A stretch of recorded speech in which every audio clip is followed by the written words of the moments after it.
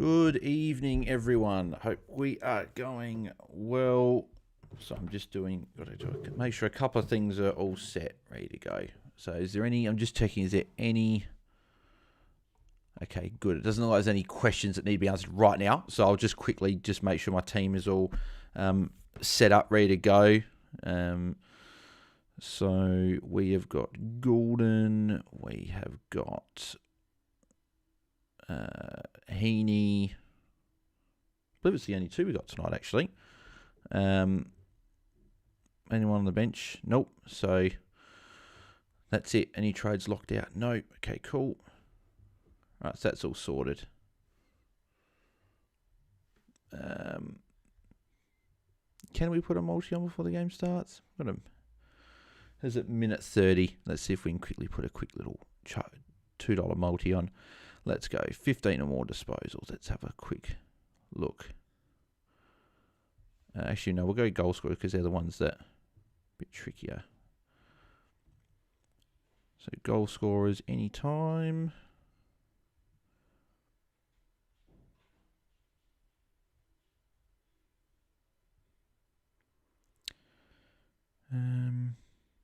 Mason Cox $1.65. We'll go Coxie to kick a goal.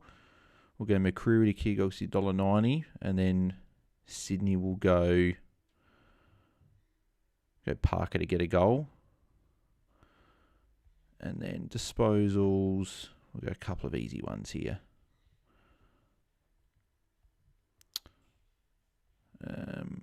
Oh no, betting suspended. So no, okay, the game's shut. So no, we didn't get one in. That's okay. We're fine with that. Alrighty. Well, keen for this game to get started. We'll see how. Part of me is hoping Errol doesn't go 150 because I looked at him as VC, but we get underway and game has started. So Warner was on Dacos at the first clearance. I'm not sure.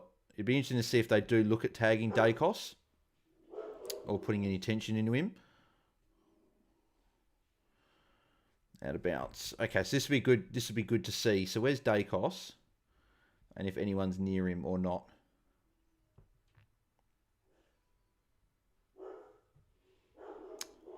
So it looks like, yeah, Jordan straight to Dacos. So Jordan tag on Dacos. Jordan straight to Dacos. As my dog goes nuts in the chat. Why is it saying sign into chat? Why have I got to sign in here? Okay, apparently I've got to sign into my YouTube account to communicate with anyone in the chat if I decide to put stuff in. But yeah, very interesting. Jordan straight to Dacos, which is, I did think that he was going to get some attention. And that is what they're doing. So, all right, so let's log into this and we can communicate with the chat.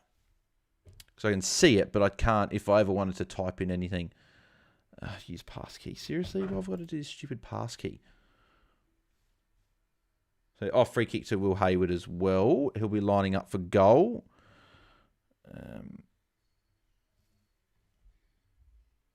Don't know why it's taking forever to use your passkey to confirm it's really you. Your device will ask you for a fingerprint, face or screen lock. Okay.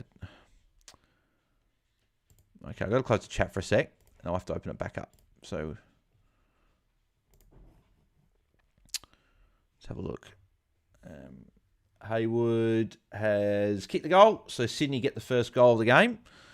Okay, while this chat loads up, hopefully it loads up properly. But in terms of if anyone wants to know who I've got in tonight, I've got just Heaney and Goulden tonight, so not too many.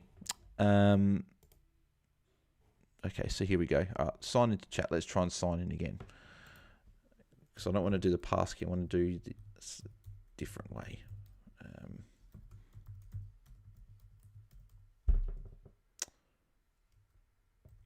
It is a bit stupid. I don't know why I've got to be doing this. I've signed into it before. I don't know why it's doing this. So try another way. Enter your password. Yes, I don't want a passkey. Just password would be good.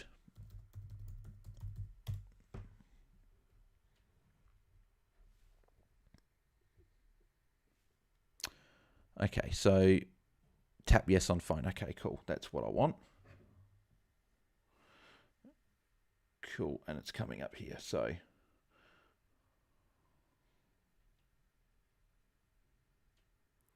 Grundy, like 30-metre handball.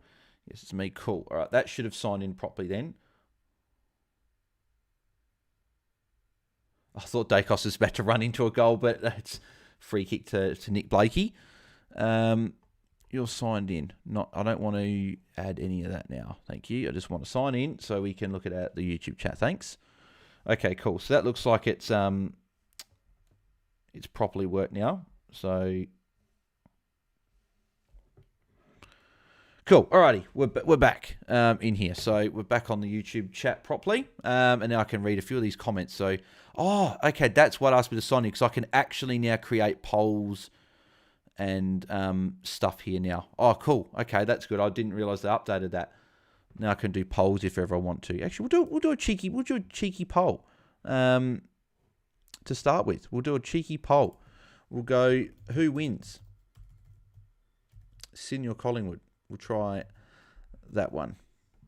We'll try Sydney and Collingwood, and Rowbottom misses. Sydney and Collingwood. Let's try that poll to start, and let's see how many votes we can get on the poll. That's cool. I'm glad that we can do that now. So OBS coming in with the update. I didn't actually realise there was an update. Yeah, cool. Alrighty. Well, let's get stuck into some of this chat then. Grundy's had a big start to the game, so a few people would have traded him out to try and get Marshall and Cherry in. It is a frantic start to the game. Plenty of things going on. James Jordan is giving Dacos no room at all. Long ball. Parker. No, Parker free kick against. I can't see that. Why can't I see that? So now the poll actually is in the way, funny enough, of me trying to look at something. So actually, I'll go to the chat on my phone. Oh, so just Blaze saying, hey, Bale, Sarong to Trelaw and Dowling to Philippou with Myers E on the bench. Yeah, I like it. Yep. I like the Sarong maybe out a week early, just in case he gets attention. And Dowling to Philippou is obviously a great trade if you can loop with Myers as well. So, yep, I like it. And then you were saying, if Myers scores a field goal score, I'll be reversing down to Philippou and go Martin up to Sinclair. Yeah, I like it. Yep. Yeah, I like it. Good trades there, Blaze. And I hope you're going well as well. McTurtle, I have a week off in my league, so gone Humphreys down and Dowling up to Sinclair and should have enough cash to go English to Marshall next week. Goulden VC Cherry captain. Yeah, don't mind it, mate. Obviously, we're talking about that one in the pre-lockout chat and giving our thoughts. But, mate, no, I like the moves and hopefully you can get a win next week. Also, Goulden VC is very tempting, but I'm going to stick with Cherry. Yeah, I've gone Cherry VC at the moment. I was very tempted by Goulden tonight, so we'll see how Errol goes. If he goes 110, I'll be 120. Be pretty good. If he goes over that, I'll be a little bit... I probably could have gone him and locked those points away early, but I'm pretty happy with Cherry VC into Marshall as well. Roberts is one I'm keeping an eye on tonight, more so for next year, just because of how good he's been the last month. He'll be priced below 80, and he's been very good. So, set from maternity before the VC Goulden and Cherry captain. Corey Blackledge, hey Bales, thoughts on Taranto for Martin and Hogan to... Hang on. Sorry, Corey. Hey Bales, thoughts on Taranto for Martin and Hogan to Simpkin, as can still get 927k for Martin if I do that, but have to keep English or just go Martin to Simpkin and English to Marshall. I think English to Marshall would be one I'd be doing. I wouldn't be trading... if you can, I'd probably just go English to Marshall, and then if you haven't got Philippou, I guess, if you've already got him, could you go Hogan down to Philippou or something? Is that... Obviously, Hogan down to Philippou, you probably thought about that already, and you probably can't do it. So, yeah, it's interesting. Maybe you just go Hogan out to Simpkin and just go English to Marshall and then just hold Nick Martin for the week if you can do that, maybe. Sport Sausage, run the gauntlet on Goulden VC. Yep, I like it. I think he'll go well tonight. Yep, I like it. Gareth Evans, hey Bales, should I VC Goulden or keep it on Cherry? Sorry, I missed that as well before we started. I've kept it on Cherry, if that's sort of what you're looking at. But apologies, Gareth, I didn't get to it beforehand. But I like both, so I don't think you can go wrong with either. There's Roberts again. Roberts had a good start to the game, getting a few disposals early. There's Heaney forward. Free kick for Heaney? No. I guess I've Goulden VC. Can't change from Cherry. Tried to change this, Corey. Oh, okay, so maybe locked out before. Jason, evening, gents. How you going, Jason? Hope you're going well. Who would you captain? Cherry or Marshall, as now have Goulden VC as if I did my other trades? Well, I've got Cherry number 1. Jordan. Jordan's kicked a goal early. That's obviously big for Sydney because obviously he's tagging Dacos and he's kicked an early goal as well. So, actually, I should refresh the scores. We haven't done a refresh at all, and it's been a few minutes already. So Grundy's on 12 already, so good start for Grundy. And Roberts obviously had 3 touches. But yeah, evening, Jason. But yeah, in terms of who I'd captain, I'd go Cherry captain, Corey, because I've got him number 1. But if you want the ceiling, Marshall's probably got the high ceiling. He's gone 170 this week. So, J-Spec Swans are very switched on. Yeah, they're looking good early. I tipped them as well by 20 tonight. I thought they'd be switched on for this. Blaze, ranked 140 overall. I'm hoping for a strong finish to the season to hopefully get a cap. Well, Blaze, mate, I hope you do as well. Obviously, I can't get one now, but it'd be good to see a few of you guys get a hat or top 10 or whatever. So, Mark Lancaster, Travis First. Yep, the customary Travis First comment we get in most watch-alongs there. Corey Badge, I already have Philippou, went Jackson to him. Okay, yeah, so Hogan against Brisbane, you want to probably trade out. Maybe you got to keep English for the week. Maybe it's got to be, maybe you do those other trades. Maybe you do Mark to Sinclair and go Hogan to Simpkin, and then you hold. But then again, could you hold Hogan for a week? Hogan is going for a Coleman, so you could hold him for a week. It's a tough one, Corey. It depends where you want to go, because Hogan could score the same as Simpkin this week.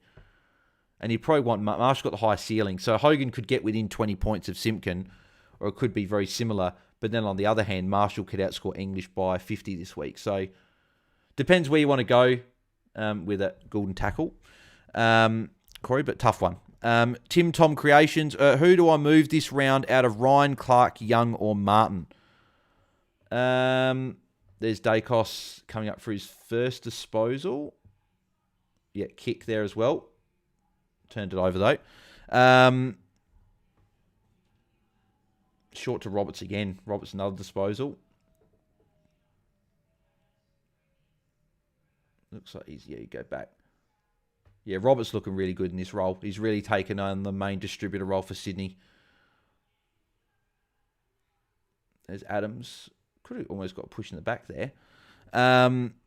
Yeah, Ryan, Clark, Young, or Martin. I think Martin, for me, is almost bottom of the list, I think.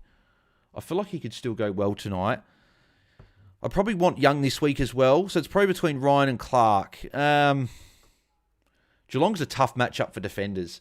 So, yeah, so this will come down to, Tim Tom, where you want to go. Do you want the ceiling or do you want the safe score? If you want the safer score, Jordan Clark has been a lot more likely to hit these 85, 90 plus scores than what Ryan has. Ryan can drop a 70, but Ryan's also got more of an ability to go 110, 120 plus. So depends where you want to go. If you want just guaranteed points, well, not guaranteed. If you just want the higher floor this week, you keep Clark and you go Ryan out. But if you want the ceiling potential this week, then I think you keep Ryan and go Jordan Clark out. That's what I'd probably go. But tough one. iSport Sausage, you tick off English to Cherry, Myers to Philippou. Yeah, mate, love it. Yeah, I'm essentially doing those trades this week. I'm going English to Cherry, and I'm going Toby Green down to Philippou. So, yeah, I like it. Yep, tick it off. Obviously, Myers is better than Toby Green, but I feel like that's what gets you the other trade. I'd be doing that. Karen Shannon, evening all. Evening, Karen. Hope you're going well. There you go, short to Crisp. So, Crispy's lining up for goal. Corey Badge, you just need an AFLW hat Bales now then. Yeah, exactly, Corey. That's the hope. We got close last year. We finished inside the top 500, but trading out Riddell after like 2 weeks and not having Garner that for the first probably 6 weeks, that was what cost me because I missed out on some really big scores from Garner, and then Riddell went quite big as well. So yeah, I think that, just not trading those big mids is probably what I can't afford to be doing. So I've got like Marinoff, for example. I won't be trading Marinoff all season, or whatever. So, but yeah, hopefully they go well. So Crispies get the goal. So Collingwood get their first goal of the game. In terms of the scorers, so Matt Roberts obviously started very well. He's on 21 already. Good matchup, obviously, against Collingwood as well. Then you got Crispy with the goal. It started pretty well. 4 touches. He's leading disposal get on the ground with Steele Sidebottom and Matt Roberts. And then there's in terms of fantasy relevant players, we've got Mills on 9 for draft coaches that have got him there. Then you've got Isaac Heaney's on the 4 points. Goulden's on 4, Dacos on 3. So a bit of a quiet start for our relevant fantasy players tonight. What's this for? Oh, is it double free kick? We're giving away a double free kick. So Collingwood will just be back level after Sydney made a good start with a few mistakes there. Yeah, it was. Yep. So Elliott goal. Has it added it already? Has it added? No, it hasn't added Jane Elliott's goal, but he got the free kick. So I don't actually know what it was for. But it was a free kick. So now scores back to level again in the blink of an eye. So very, very interesting there. Corey Badge, worst trade for you, Bells. Was cherry to sweet for sure this year. Oh, 100%. Yeah, 100%, unfortunately. That cooked me. I could have been top 100 maybe if I'd done that. Side bottom is following Goulden everywhere. Might be a tag. Yeah, maybe. Maybe they're doing a bit of a double. Maybe each team's doing a tag. We'll have to see if that ventures. I still expect Goulden to do his thing. McTurtle, when will you do your AFLW Fantasy team review? Team review? It's a very good question, actually. That might be the week leading up to AFLW Fantasy. That could be the Monday of the week of Fantasy. So I'll do a team review before the season starts, because they normally, the videos that do really well, people like seeing a good old team review, so I might do one before the season starts. But we'll still be doing all our usual AFL, the men's content for the whole season. So, Sydney flicking the ball around. There's Heaney. Good to see if Heaney can get a better score in this game. Goulden tackle. And then Fox. Oh, that could be holding the ball against Haywood. Or it should be. There's Heaney again. Heaney to go for goal. No, it's behind for Heaney. Chase wins. Hey, Bowers. Hey, Chase. Hope you're going well, mate. Sorry, answer from McTurl. So what do we do with the poll? How's the poll going? So we've got a few votes. Sydney 85%, Collingwood 13%. So yeah, most people going for Sydney, which is no shockers. Being obviously a home game for Sydney. How can I don't know if I can minimize. There we go, minimize that. Cool. Alrighty, 10.5 minutes to go in the first quarter. So I believe Dacos knows. I thought he's on the bench already, but no, he's on the ground still. But yeah, Heaney's obviously got a couple of touches in the last minute or so, which is good. So, but yeah, keep letting me know, guys, who you guys have got in your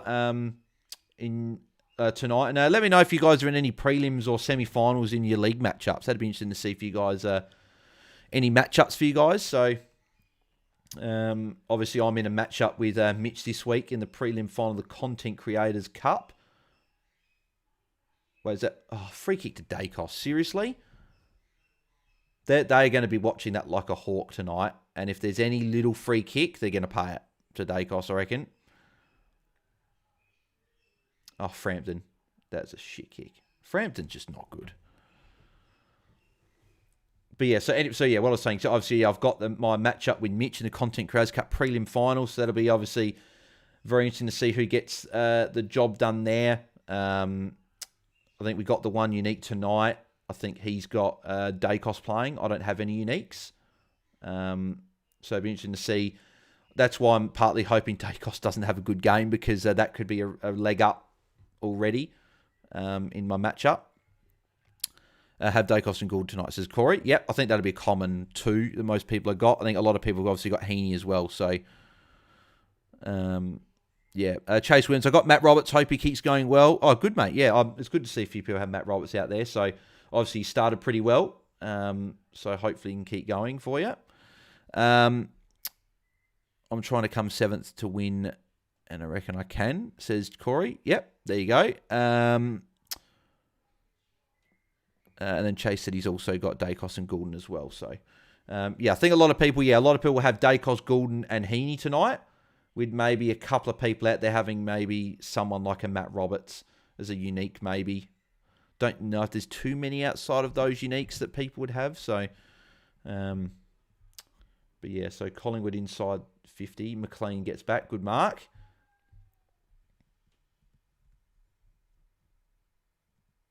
Oh, it's a bad kick from McLean. Tried looking for 2 options. He kicked in between the 2. So, not a great kick. So 8.5 minutes to go still. All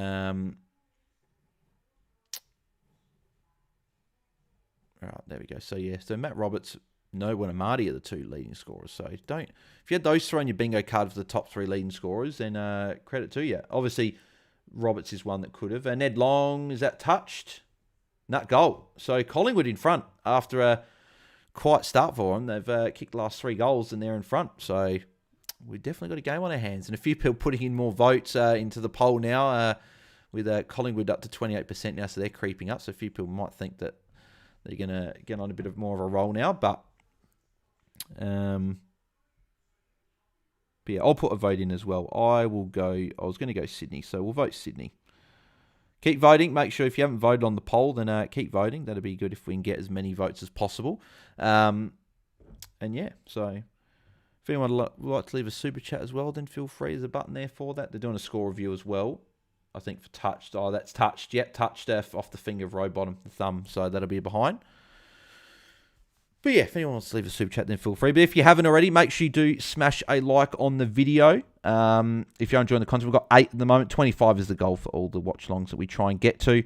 Make sure you do subscribe to the channel if you haven't already. We're trying to hit 2.7k before the end of the season. That would be a great goal. And then obviously 3k is the big goal outside that. So if you haven't subscribed yet, make sure you do.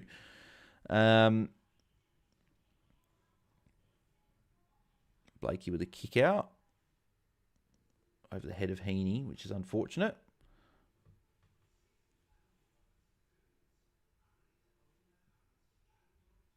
I don't know if Dacos is on the bench at the moment, or I can't see him at the moment.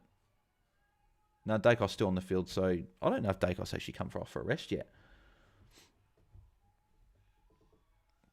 Jordan's still with him.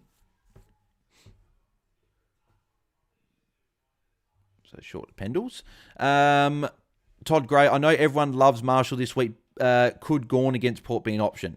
He could, but I did see like photos on socials during the week of Gawn's ankle, and it was essentially purple. Like, it didn't look very good at all. So, yeah, I wouldn't personally. I just think Marshall and Cherry are just the 2 you need.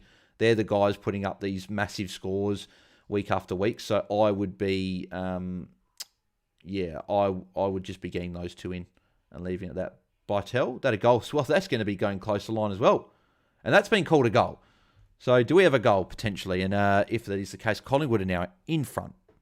Touch coming up, says Corey. Yep. Side bottom tagging Errol, says Daniel Lewis-Jones. Yeah, so that's what people have said. So he's been quiet. Hasn't got much of the ball. I think he's had a couple of tackles. That's about it. So Dacos is bench, says Corey. He's on the field for me at the moment, unless he's just come off the bench now, onto the bench now. Yeah, 93%. So I'm assuming he's just gone to the bench now. I'd imagine. So, but yeah, in terms of scorers, Goulden's only on 8. Only had the 2 tackles. Dacos on 7. Wait, is that Dacos or is that Elliott in the midfield? No, Dacos. So was Dacos off for like 2 minutes or something?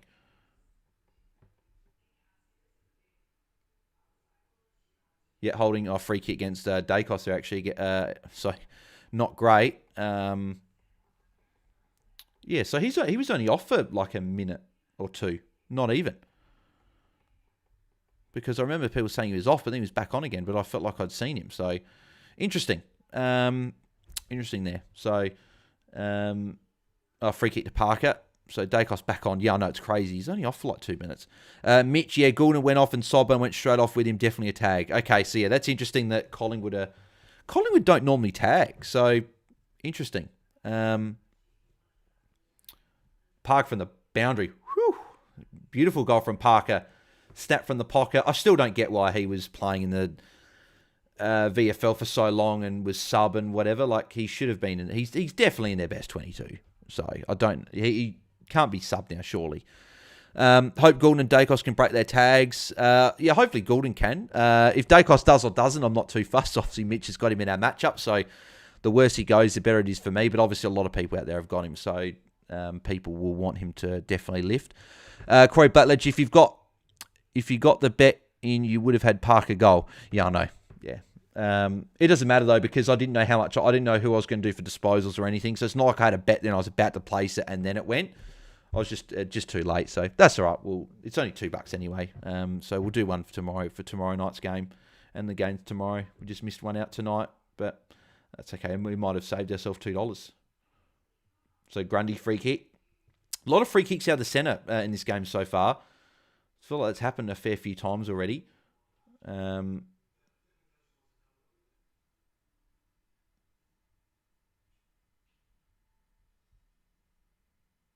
So yeah, so what it looks like is what Sydney are doing is that handball straight to Lloyd.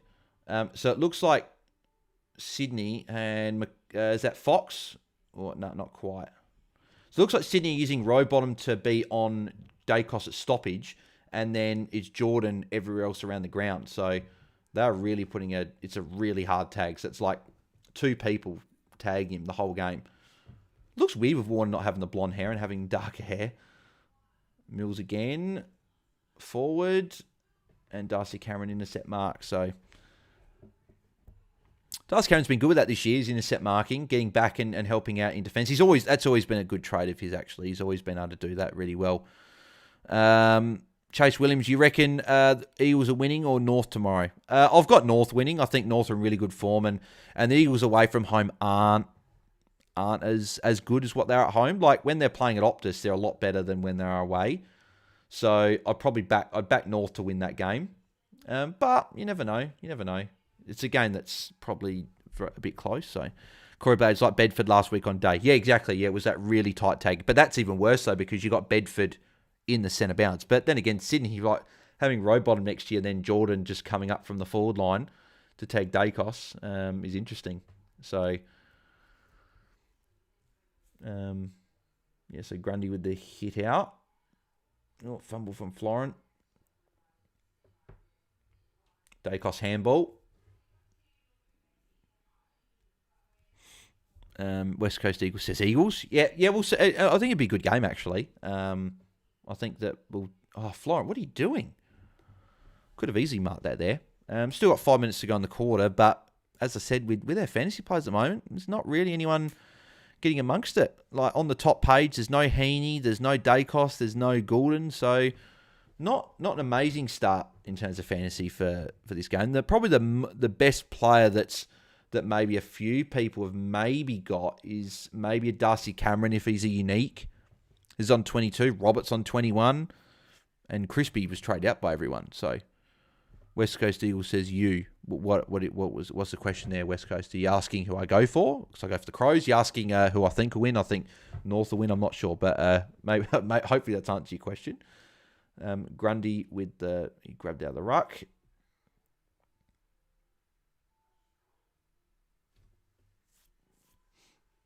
And that'll be behind. That's a massive rush behind. It's like 20 metres out. Yeah, how many votes we got in the poll now?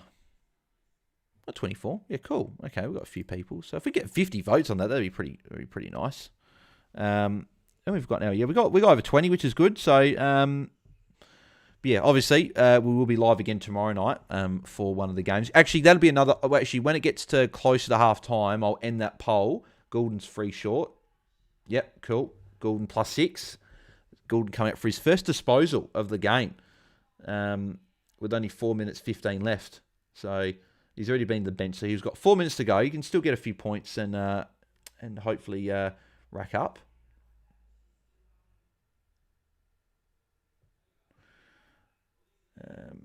Blakey's getting a few disposals now as well. Darcy Cameron tackle and a handball.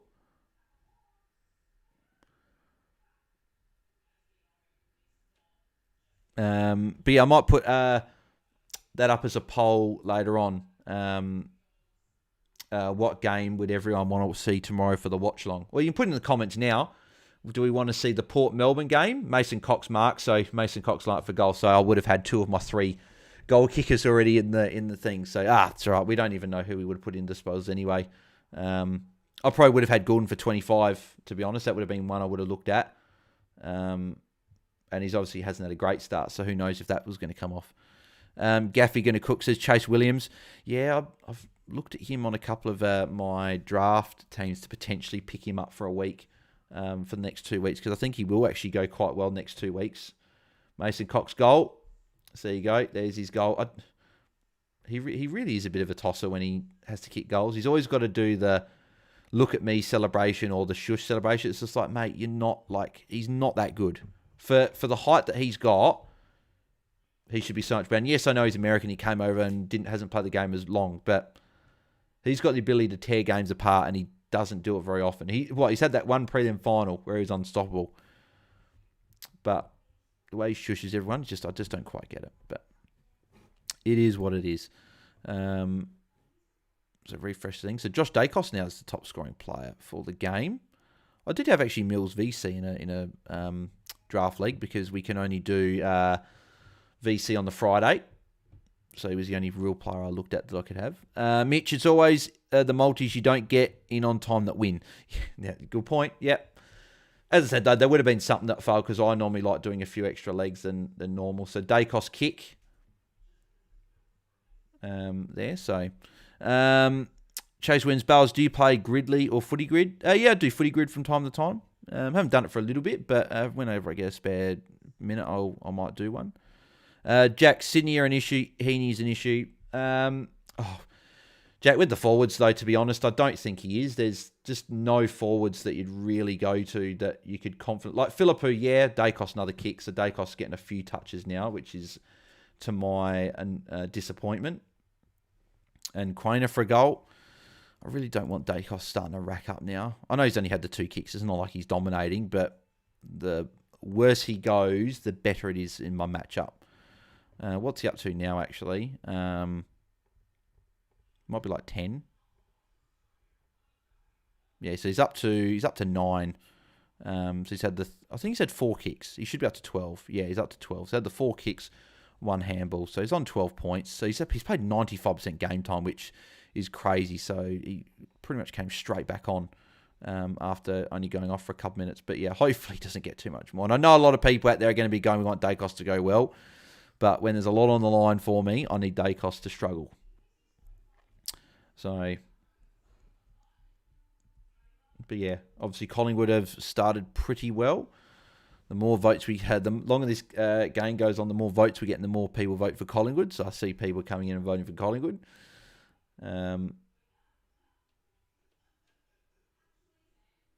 Goulden, couldn't quite get it. McCreary got to it first. That's annoying. Swans could finish 5th if they lose tonight and to Essendon. Yeah, I still expect Sydney to win this game. I know Collingwood started well, but then again, yeah, if they do lose, and it'd be almost a very big fumble if they don't end up. Heaney's a bit sore there from that tackle. I know free kick high against Grundy, so side bottom will be lining up for goal.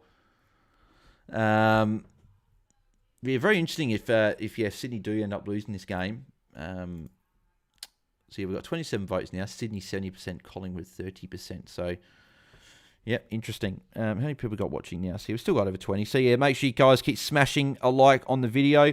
That'd be very much appreciated. Yeah, so we've got 11. So yeah, 25, as I said, is the goal. If we get 50, that's the goal. Yeah, Jack Sidey tagging Gordon, by the way. Yeah, a few people have said that throughout the quarter. So that's a bit of an interesting one. I would have thought they would have tagged Heaney or Warner instead, and interesting they're using side bottom as a tagger. So, but see, that's the other reason I did go Cherry VC and Marshall captain, just because they're the guys you can't really tag them, to be honest. Like Roberts, another +6, so Roberts up to 30 points already for the quarter. He's going along very, very nicely.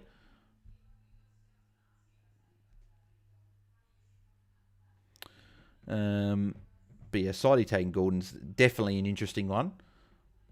I wonder. I'll have a look at the matchup later, but I wonder if Mitch just might have changed it just to be unique in our matchup. I don't know. He's probably gone just Cherry and Marshall, but it'd be interesting to see. Yeah, there we go. So Sydney had 68% on the poll, so a few more people still voting on that. But yeah, keep voting, people, if you want to keep voting on the poll who you reckon wins tonight. So be good to get as many votes as possible. And that'll be out of bounds. And it's 33 seconds left in the quarter. Jeez, I'm getting hungry already. Far out. Normally don't get hungry till after half time. I might have to go get my dinner at some point. And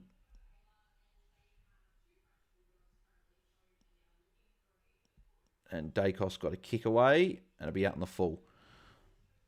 So he's up to 15 though, Dacos. So still just getting his touches, trying to fight through this tag. He's able to break away from stoppage a lot quicker and get away from guys like Jordan and Rowbottom. Let's see, even here, he's able to get to the ball first before Jordan. So he didn't get a disposal there though, but be a ball up. 11 seconds to go in the quarter. Dacos' buddy, he's ragged.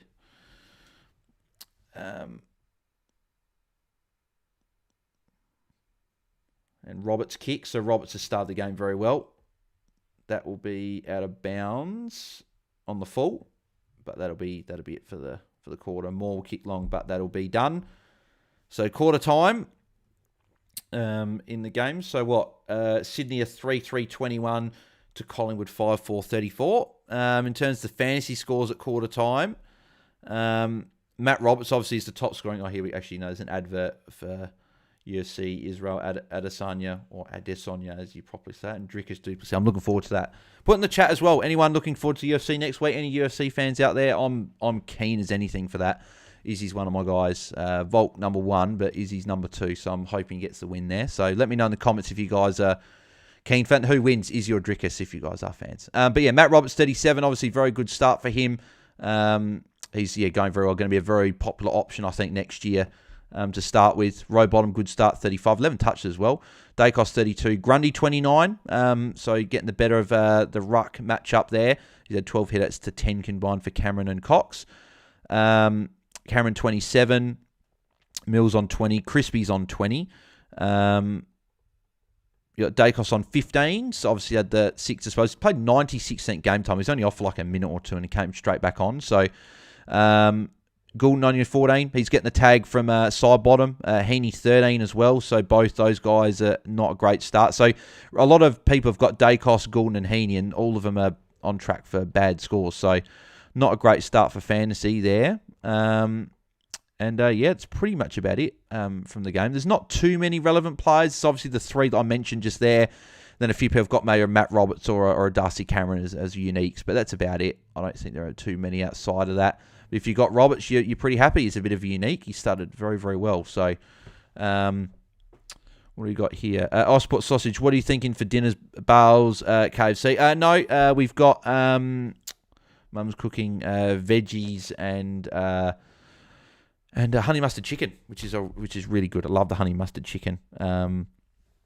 But yeah, no, we had KFC 2 nights ago for dinner, which is quite nice. So, Zinger box. I normally actually, what I've been getting lately, I've been getting the Zinger Crunch box actually. But on the Zinger wrap, I get no crunchy slaw. The crunchy slaw is just not great.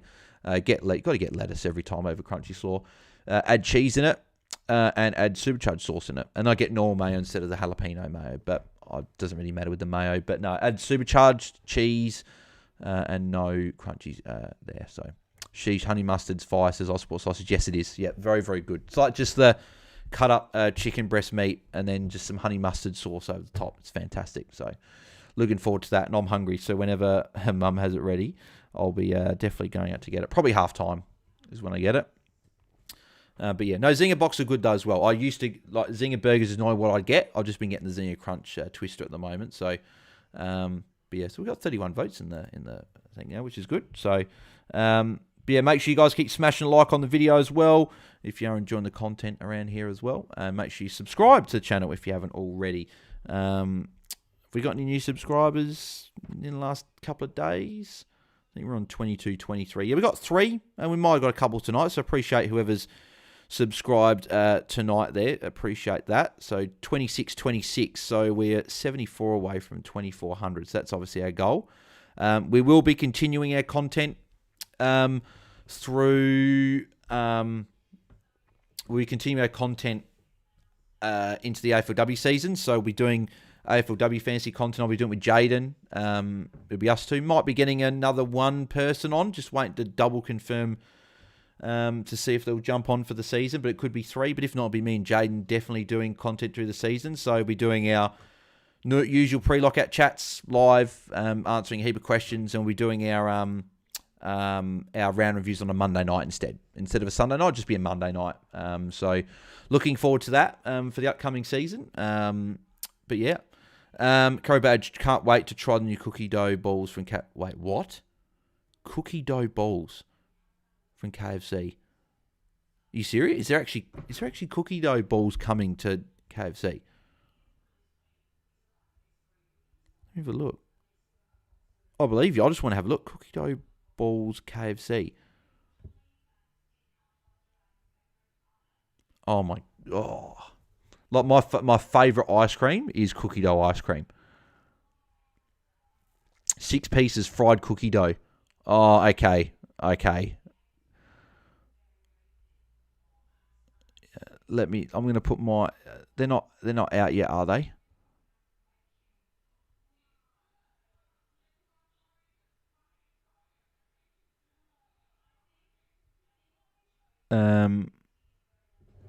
Holy, okay. I reckon I know. If they're doing these now and they're out already, I will be going after this watch along, and I will be getting some. Let's have a look. Corey, now you've got me really looking at this. Okay, order here. Let's have a look. Let's just see if it's on there. View menu. They're not there yet, are they? 6 pieces fried cookie dough. Okay. I know what I'm doing after this. I'm going to KFC and I'm getting some of those fried cookie dough balls. Wow. Okay. Yeah. Yeah. I'm definitely going after this watch along. Not even a question. I got my dinner here. I'll be getting that for dessert. I'll probably go get 6, 12, something. I love cookie dough. So the fact that they've got fried cookie dough is ridiculous. In a good way. That is insane. Yeah, far out. I'm looking forward to that now. But yeah, let's have a look. I just want to see the matchup with me and Mitch, see if there's any changes. I've gone slightly down in rank for the game, obviously with no Dacos. Side bottom still on Goulden. So, Mitch is looping Dacos. So if Dacos puts up a poor score, what's he going to do? Or is that his way of... if Dacos puts up a stinker, I wonder what Mitch will do. He probably then won't get one of Cherry or Sinclair in. Okay, that's interesting. What he might do there. So he's actually looping. So it's annoying at one point, but then it's also could be benefit because then he might do other trades and not get Cherry in. But yeah, so our uniques with the trades now done. It's not showing up for him, but he's gone Clark to Sinclair and he's gone English to Cherry at the moment. So it is Sinclair, Dacos, Brayshaw, Laird, Walsh, and Myers / Peatling. Obviously, he's looping between those two. And then Parker's kicked the goal, so Sydney back to within 7 points. And then I've got Nick Martin, Hayden Young, Josh Dunkley, Tom Green, Connor Rozee, and Matthias Philippou. So I'm a bit nervous, especially about Brayshaw and my boy Lairdy and Walsh. It's going to come down to the mids, I think. It's going to come down to Brayshaw, Laird and Walsh v Dunkley, Green and Rosie. I'm hoping, obviously, well, Dunkley and Green are going to be the big ones because I think Rosie will go well. It just depends on what Dunkley and Green can do. If ever I need Dunkley to go put up a ceiling score, that's what I need. Came out a few days ago, says Corey. Oh, yeah, well, 100% I'm going to get some of them after. I love when DT says, Luke Parker in my draft final this week, home for a big bag. Well, he's going pretty well at the moment, get a couple of goals. So he is not in the top page yet, but he's up to 21. So if he can kick a few more goals for you, mate, you'd be pretty happy with that. Jeez, if I'd Parker for 2 or more in that multi, that would have been pretty handy. Obviously didn't get it in on time, though. Marty Mark. So Sydney starting the first quarter very much like they did the first quarter, getting the first few clearances, and McLean marks, so they'll kick the first 2 goals. McLean was McLean yelling something when he took the mark then? It looked like he yelled something at someone there, so interesting. But see, Corey, now my mind is just on the fried cook, because I'm hungry as well. My mind is just on the fried cookie dough balls.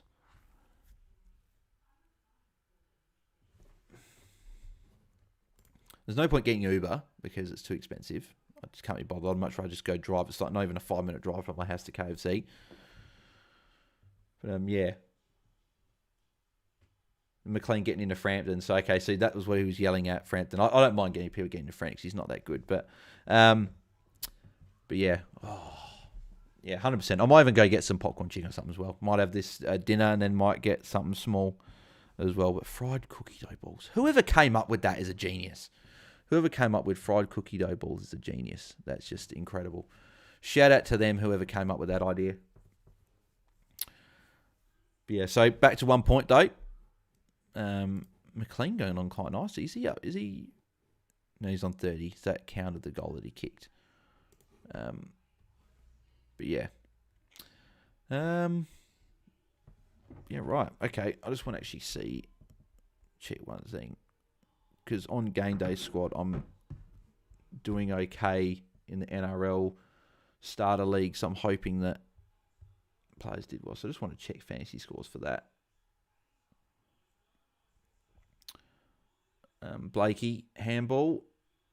Mills, handball as well. Here's Warner. Warner handball to Heaney. Don't know if Heaney got a handball there. I think he might have, though. Here's Dacos. Handball for Dacos.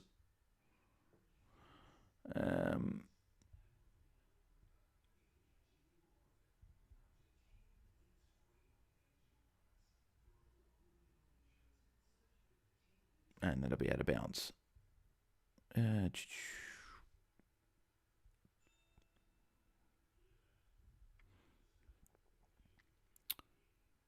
Don't think I had many people in that game from the NRL. No, okay, so it's just the one that's playing now. Cameron tackle. That's a throw on side bottom. Surely. He threw that out. Well, it looked like he did anyway. I thought Gorman was going to get a tackle there, but apparently not.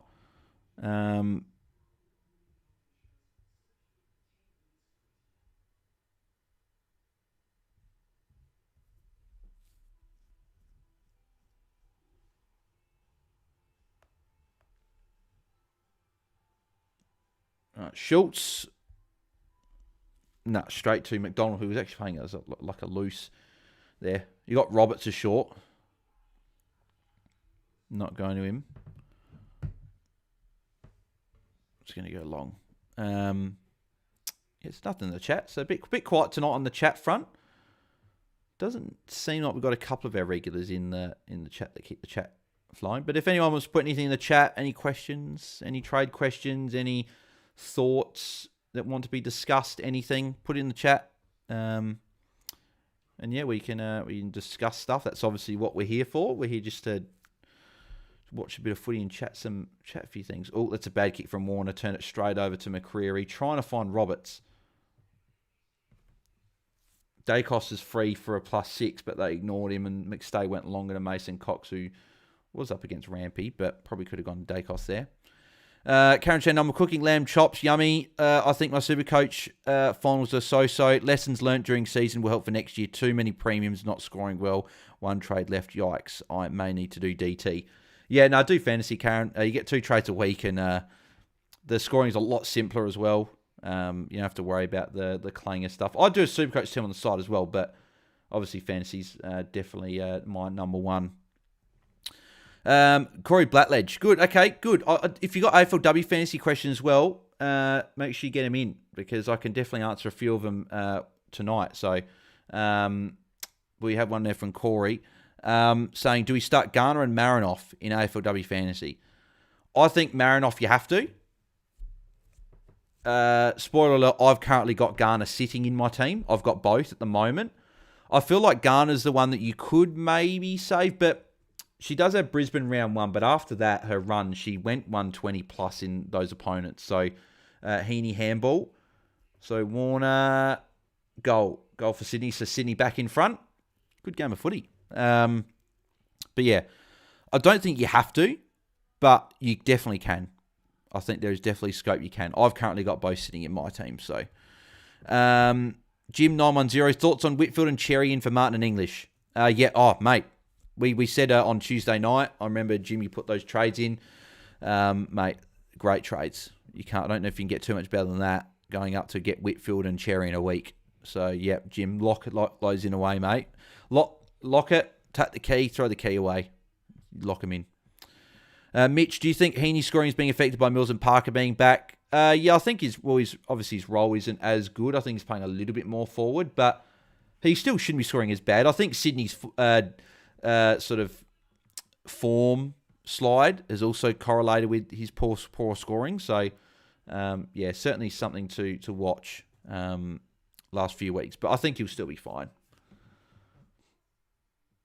So, Dacos handball. Dacos getting a few more touches in this quarter at the moment. I would imagine he's going to go for a longer rest than a minute like he did in the first one. So, Power Prawn Star, hey legends, how you going, Prawn Star, mate? Hope you're going well. I saw someone having a bit of a dig at you at the in the watch along for your super chat, mate. I very much appreciate the super chats as always. I saw someone doing a bit of that, so that was interesting. Corey Badge, yeah, the problem is these buy round 2, and I reckon I won't afford her for round 5.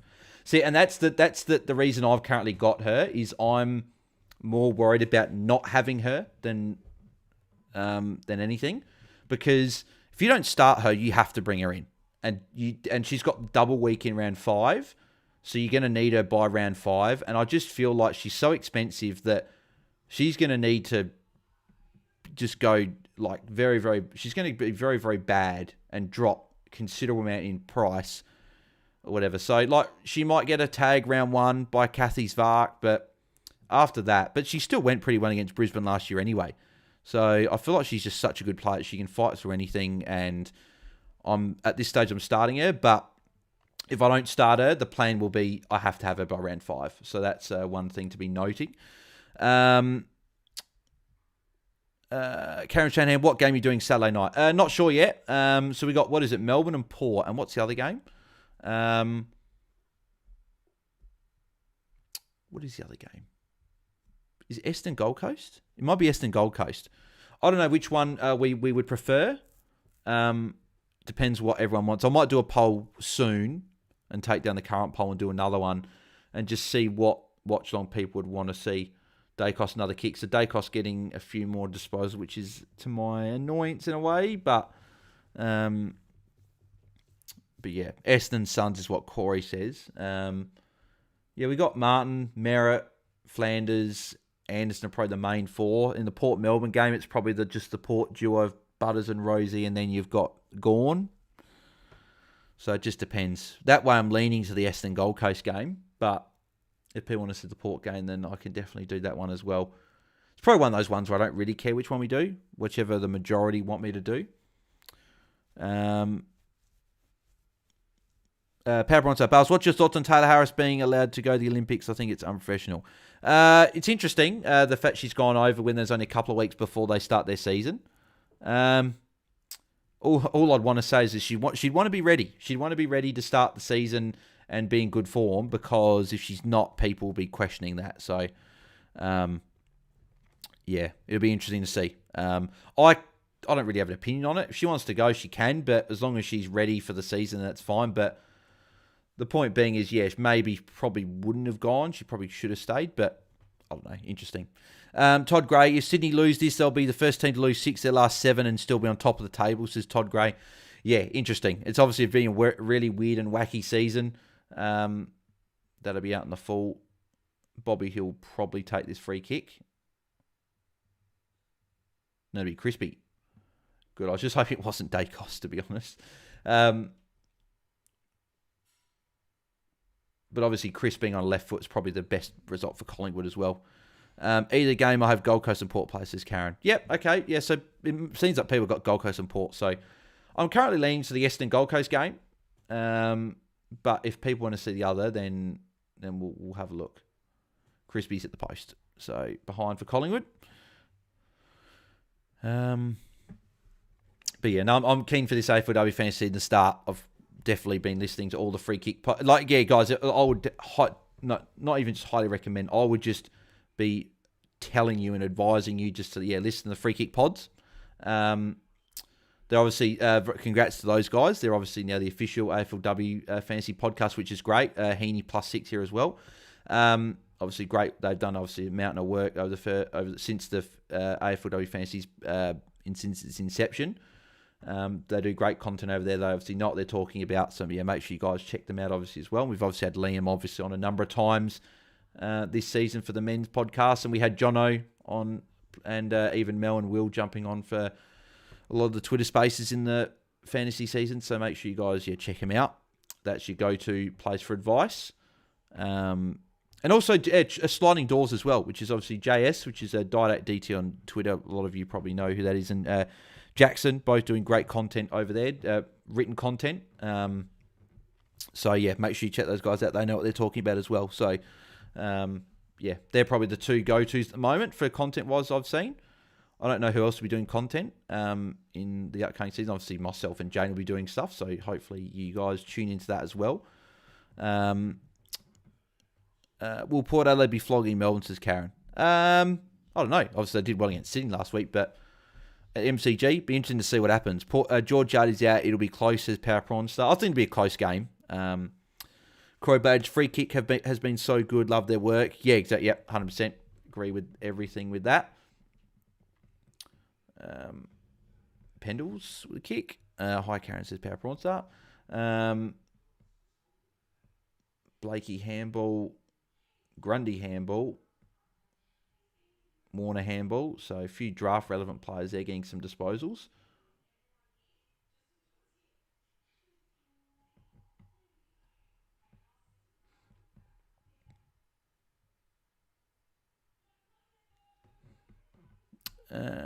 iSport Sausage played AFLW for first time last year. Beginner's luck, finished 171 overall. Keen for this year. Oh, good ranks first starting up. Yeah, no, I'm very keen this year. Don't get me wrong, my attention still is... Oh, Mace Cox again, great mark. So where's this marking been? He's just not consistent with it. Yeah, so like my attention's still on men's, but it's definitely shifted a lot more as well to AFLW Live. As I said, been listening to all the pods, been reading all the articles, keeping up to date with everything. I think practice games start this weekend as well. A shame that not many are being streamed either. I think there was one being live streamed tonight or something. So hopefully there's a replay of it, and I might be able to give it a bit of a watch at some point. But yeah. Crow Badge, my morning daily routine when I wake up, list of freaking, get my spreadsheet going for their team previews. Yeah, well, that's... I haven't listened to the Rucks episode today, but that'll be what I'll be doing tonight. So once like this is all done. So Collingwood goal, Collingwood in front by 3 points now. But yeah, I'll be doing that. So yeah, I'm looking forward to it. Power Prawn, so I'm playing AFLW Fantasy, 70k prize. Hell yeah. Might even watch some games. Yeah, no, Power Prawn Star, definitely watch it. 100%. It's growing. It's getting better and better each year. So Because if you think about it, young girls that were made 5, 6, 7 years ago that were playing Auskick level footy and they're coming up through, they're going to be in the under 14s, 15s, 16s now, and maybe even further. So the more like they're playing football from a young age, it's just going to continue to only increase the skill level, and obviously better facilities. Hopefully AFL will take it a bit more seriously, and we'll start doing. There's still a lot more work that needs to be done in terms of the AFL side of things. Looks like Dacos is on the bench at the moment. The AFL need to do a lot more work with it in terms of I don't know why they're playing 2 games in a week. Like if men's had to do that, there'd be absolute uproar. So I don't get why they're playing 2 games in 1 week for the women's, but it is what it is. But yeah, no, I'm very keen for the season to start. Here's a Heaney. Handball. Karen Chandler, who's Taylor Harris? She plays for Melbourne. She also does boxing as well, I think. So cross-code athlete. Plays in Melbourne. Good forward as well. Ozport Sausage, I haven't got into much research yet, but we'll start soon. Yeah, you still got time. But yeah, as I said, I'd recommend here's Heaney. That'll be a hit the post for Heaney, damn it. I was hoping he might have kicked the goal there. Yeah, I'd definitely recommend go through all of the team previews that the free kick guys have done, because not only do you get the free kicks insight to their 5, they do like a top 5 most relevant players for each team, but they also interview a player from each team as well. So you get the research of what the free kick guys who are the experts, top 5 most relevant players, but then you also get an interview from a player giving insight into the team, like the team as well, and certain players and stuff. So, yeah, like even the Richmond one, like you get a bit of insight into like the one from the other day, like Courtney Jones talking about Isla Shear and her role. I won't say, so you guys can go listen to it. So, but yeah, no, 100% make sure you go and check it out. A few people saying Goulden snoozing. He's just had his second disposal there. So, yeah, he's been very quiet.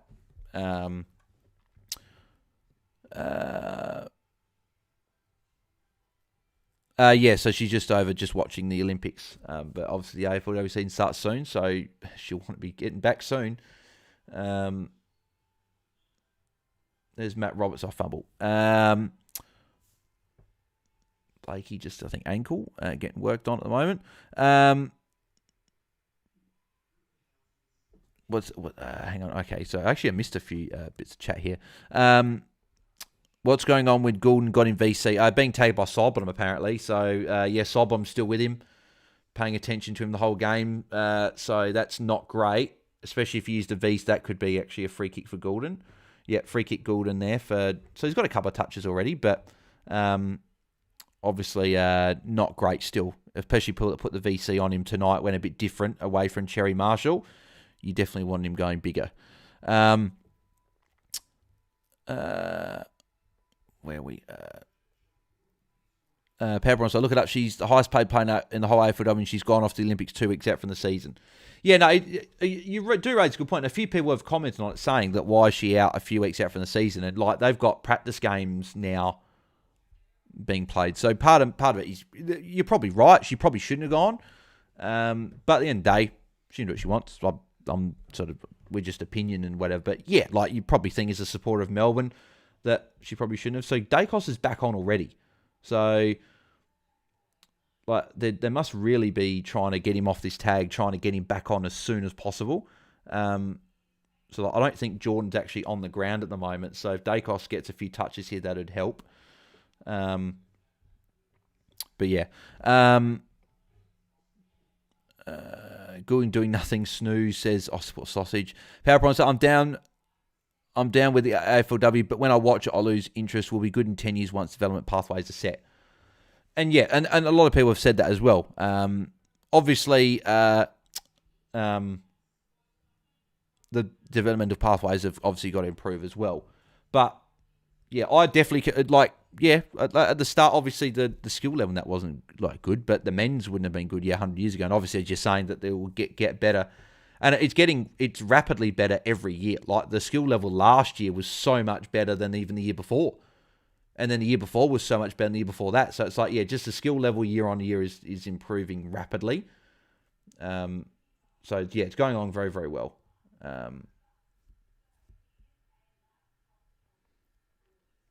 So Goulden handball. Goulden getting a little bit more of the ball at the moment. A few extra touches. He might get it back here from... Oh, no, Marty could have used him. He's got Goulden free. And Marty's just completely ignored him. So, got to love when the players just ignore fantasy players. So, we'll do a bit of a refresh as well on the scores. Haven't done that for a little bit. How many have we got watching? Still got 27, so beautiful. So, a few people tuning in, which is good. What do we got? People saying Gould was on one disposal before. I support such. Yeah, free kick guys are really good. Yep, 100%. As I said, if anyone doing AFLW Fantasy, definitely want to be listening to them. I see, Dacos has just been given the free kick in defence, he got kicked out in the full. I don't get how he gets it. I'm pretty sure he would have been second or third to the ball, but the umpires gave him the ball. Ridiculous. Goulden kicked down the line. And ball in. Karen Chandler, I was really good at footy in the 70s, but girls were not allowed to play. Yeah, and that's obviously was an annoying thing back then, but at least they can play now. Now obviously they've got the comp, so which is great. Fast break frenzy. Blade got a corky, I think maybe ankle. Power Bronson, man, if she played for Port, I'd be spewing. Same if Tato's played for Port. Yeah, and you raise a good point. So obviously fans won't be happy, but she isn't playing this week, Harris, anyway. Have they got? I don't know if they've got a pracky game. Gidos didn't let Buckley go. Maybe she's in good, no need to practice. I don't know what the Buckley thing is, but anyway. AFLW is good, says Sport Sausage. Yeah, agreed. Andrew, I'm thinking of doing Sexton to Archie Roberts, Manor to Philippou for next round. I went Captain Trelaw and Goulden VC. Yeah, I like it. Yep, like it. Moonboy, g'day Bales, g'day Ledge in the chat. G'day Moonboy, mate. Hope you're going well. Is that a mark for Warner? Probably could have been. Maybe it didn't go 15. And Dacos another kick. I'd really need Dacos to stop. He's getting a bit too much of the ball for my liking. Obviously Heaney's going quite well. Heaney up to 41, so still 6 minutes to go. The thing that's frustrating for me is someone doesn't have Dacos is he's still got 5 minutes to go in this quarter. Bobby Hill hit the post, I think. Another poster. So Dacos up to 31. He's had 12 touches. He's been getting a bit more of it in this quarter. I think he's had 7 in this quarter. Roberts another kick in. Where's Goulden? Goulden up to 25. Obviously still not great. So yeah, hopefully he gets more involved. But Dacos, the last 2 kicks he's had have been so annoying. He's had 90% game time as well. He's not going to come off again, which is the thing that's very frustrating as a non-owner. He's playing massive game time, trying to overwork this tag. And he's only been off for a couple minutes. So sure, he's got to catch up to him. You can't play 95% game time the way that he plays. But then again, maybe you can. Goulden kick as well. So Goulden's starting to get a bit more of the ball. I feel like he's being able to work side-bond around the ground a bit more. Fast break frenzy. What do I do with Matt Kennedy? He could actually go 100 plus this week against the Tigers, but he's named on the bench. Matt Kennedy's he's playing Hawks this week. I don't know. If it's in the Philippou, I'd still be ticking that off, definitely. Power Pro say, yeah, I can't see Carlton letting Charlie Curnow pop off to France 2 weeks out from the season. Did you trade Dacos Bales? Obviously, yes, you do raise a good point with that. Dacos handball. Come on, Dacos. Go away. He's just managing just to get disposals. He's not getting any marks or tackles, but he's just getting the ball. But yes, I did trade Dacos. I traded Dacos last week to Nick Newman. So the trade worked well. And again, if Dacos puts up a stinker this week, then it will continue to work well. Hopefully, if then Newman puts up a big score. But obviously, the less amount of points he gets, the better, because obviously Mitch has got him in as a unique in our matchup. So that's what I'm hoping for. And I feel like Dacos might get it here as well. That's a throw. I don't get how Dacos didn't get pinged for a throw there, but that could be holding the ball against Amati. And see, Amati would get pinged for it, but Dacos didn't get pinged.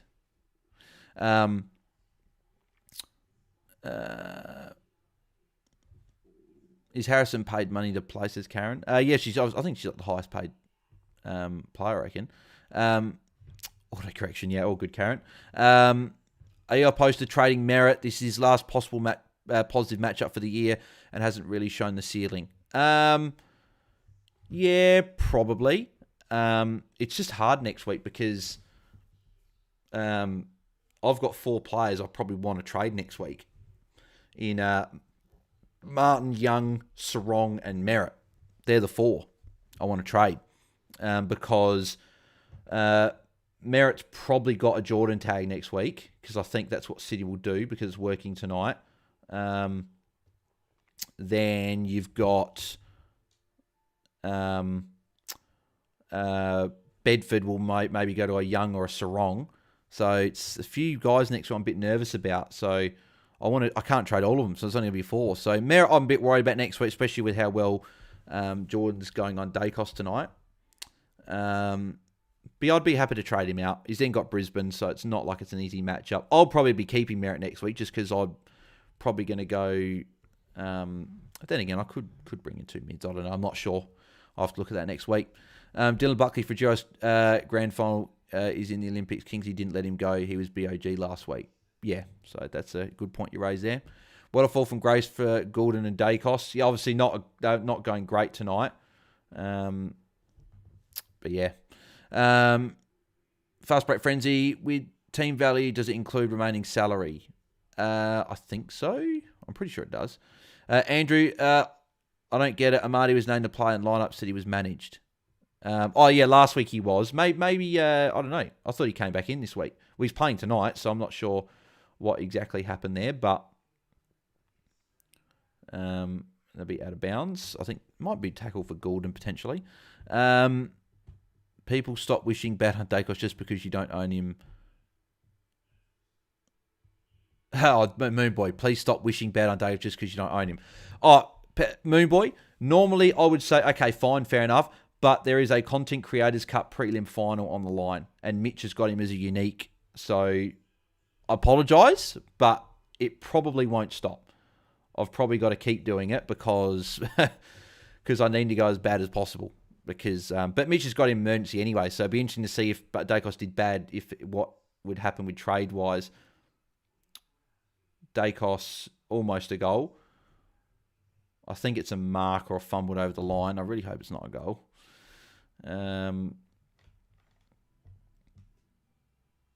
Yeah, that's touched, yeah. It's fumbled though, so it's a behind, but it'll be touched. I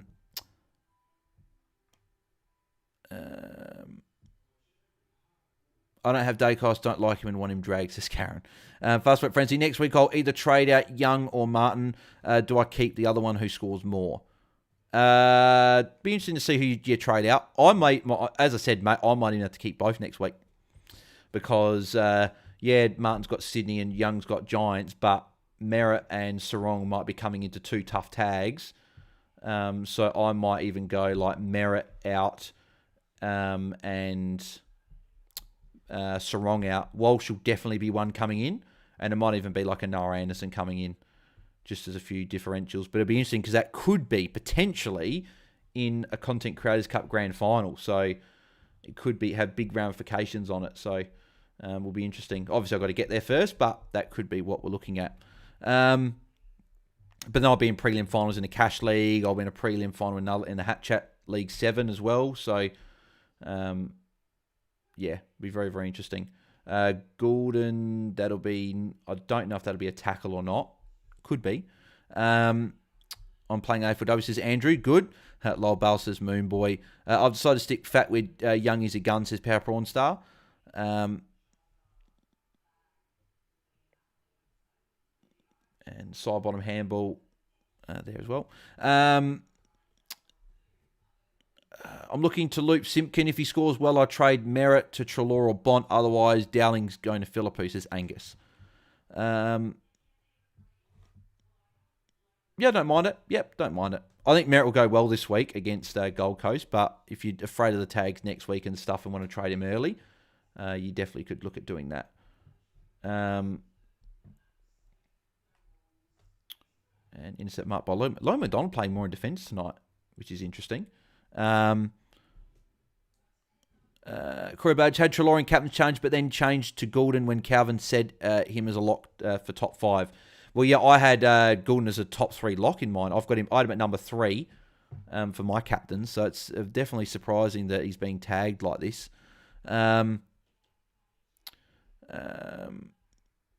Angus Heasy, Moss. Mitch, what score do you think Mitch would take for Dacos? I don't know. It'd be interesting. Maybe he's going to take a 75, 80 plus, maybe. I hope he gets around the 70 mark, because then it would be like a decision where Mitch is... If he gets like a 50 or a 60, Mitch is then just going to go, nah, I've got to... But then again, if he adjusts his trades, he's either not going to get Sinclair or not going to get Cherry. And he's probably then going to keep English and go Jordan Clark to Sinclair. So part of me does hope Dacos, the worse he goes, then you have to change his trades. But obviously then it means he's going to have Jordan Clark instead of Dacos.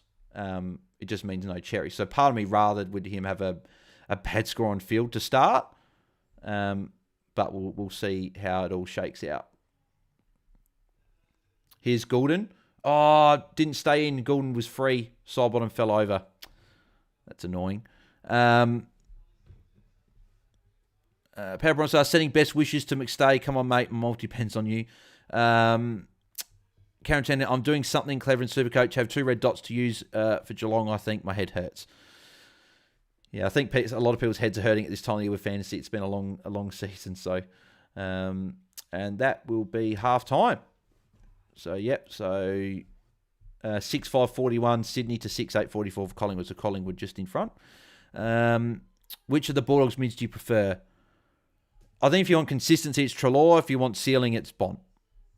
I'm probably Bont just because of the fact that they play at Mars Stadium in the final round, and he's probably going to get the Bedford tag, I'd imagine there. Actually, then again, does Bedford go to Treloar? That will be interesting where Bedford goes in that final game. I don't know. Could be either or. I think you stop Bont if you're going to go for a tag. So, Sport Sausage, you beat me by 40 last week in the Cash League. Yeah, mate, I was a bit nervous with that one, but thankfully got the job done, mate. So, sorry. Which of the ball? Oh, yeah, said it before. Who you mozzing, Angus? Do I need to deploy my rocket in counter defense? Karen, I need to learn how to do multi-story, spend $1. Win hundreds. I don't understand what that is, Karen. Who scores better this week? Nick Martin or Jordan Clark? I think Nick Martin does. I think Nick Martin will against Gold Coast will go better. Geelong's a tough matchup for defenders.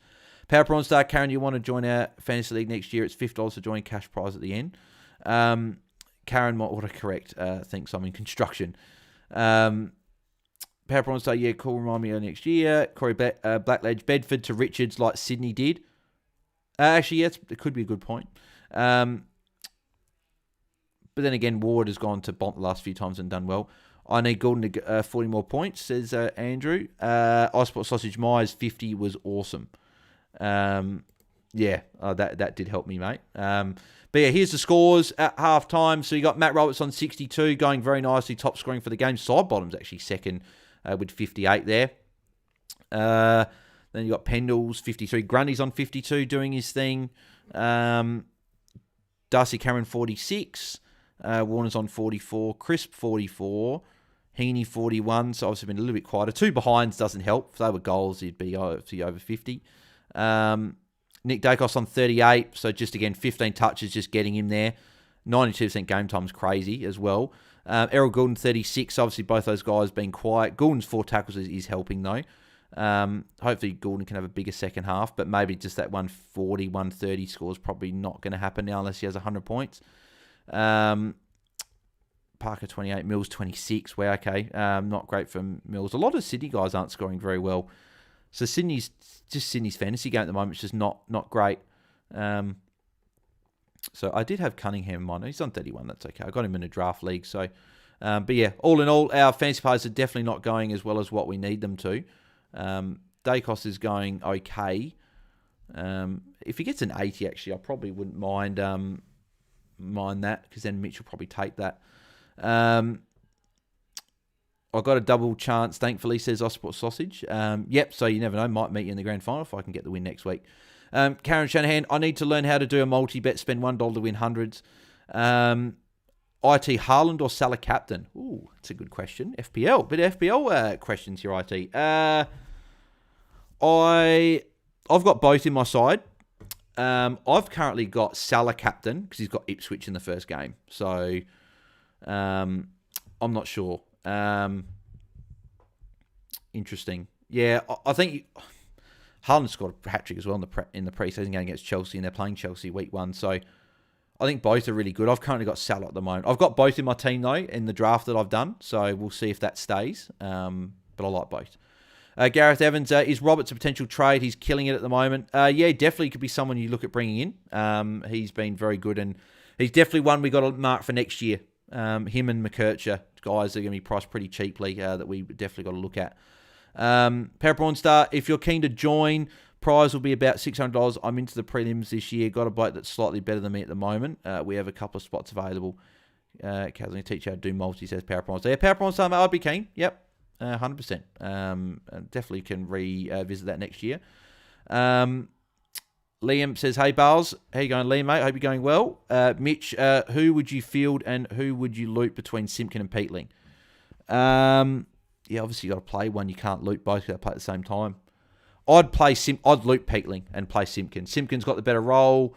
And he's got a better matchup. Peatling has got Josh Kelly coming back in, so I'm a bit nervous with that as well. So, yeah, I would be doing the others. So, yeah, that's what I'll be doing. So, but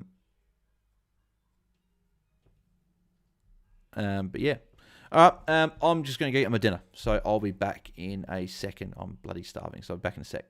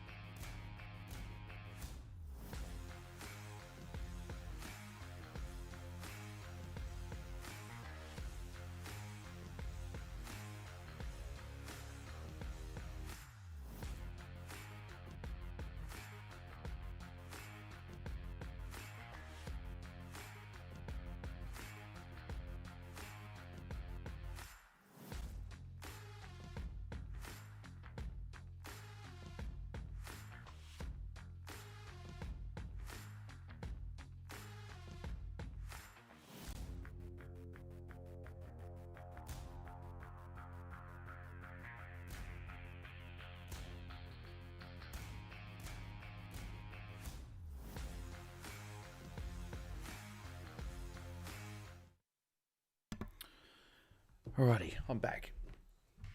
Ugh.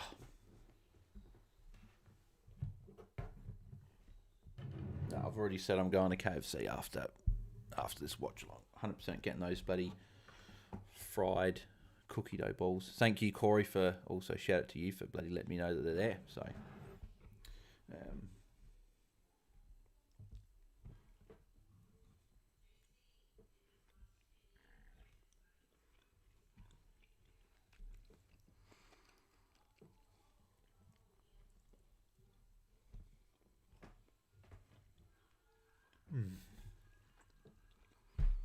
honey mustard chicken.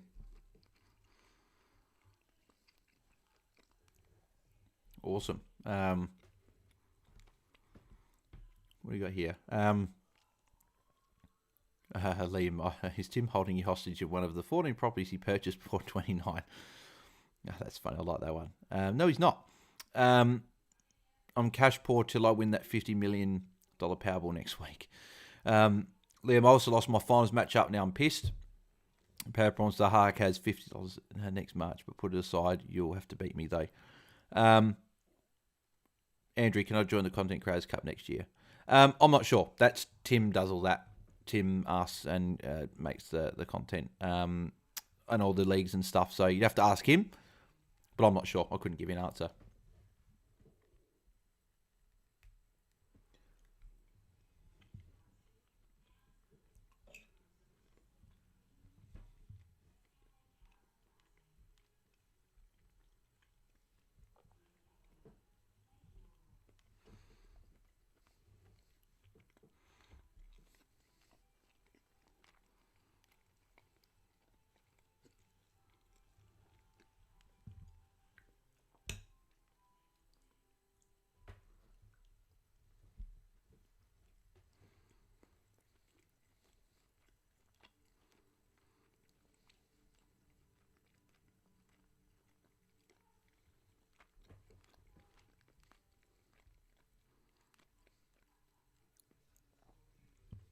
Be a good game, that one.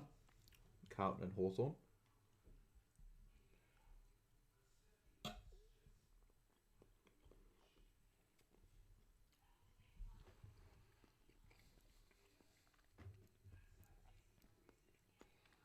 The Zeta heater. Don't mind that. Oh, we all love David Zeta, I reckon.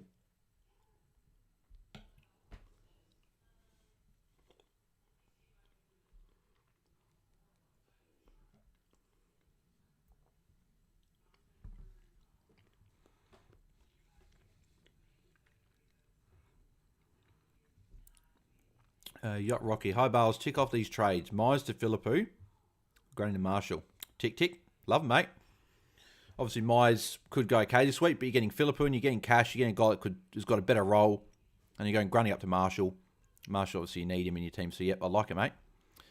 Liam, Bales, as you're the Crows expert, what are your thoughts on Harley Reid to Crows rumour? Wait, what? There's no... Is there actually a rumour that we're looking at Harley Reid? I can't imagine there is. I think you're twisting my leg, Liam. I don't think there is actually a rumour. I can't see. If there is a rumour, it's not happening.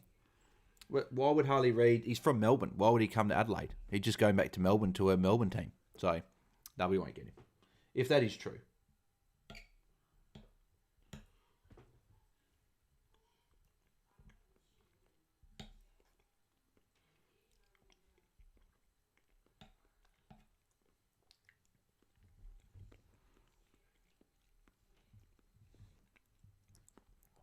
So, Kalen Fife. I put Dacos on the bench expecting a tag.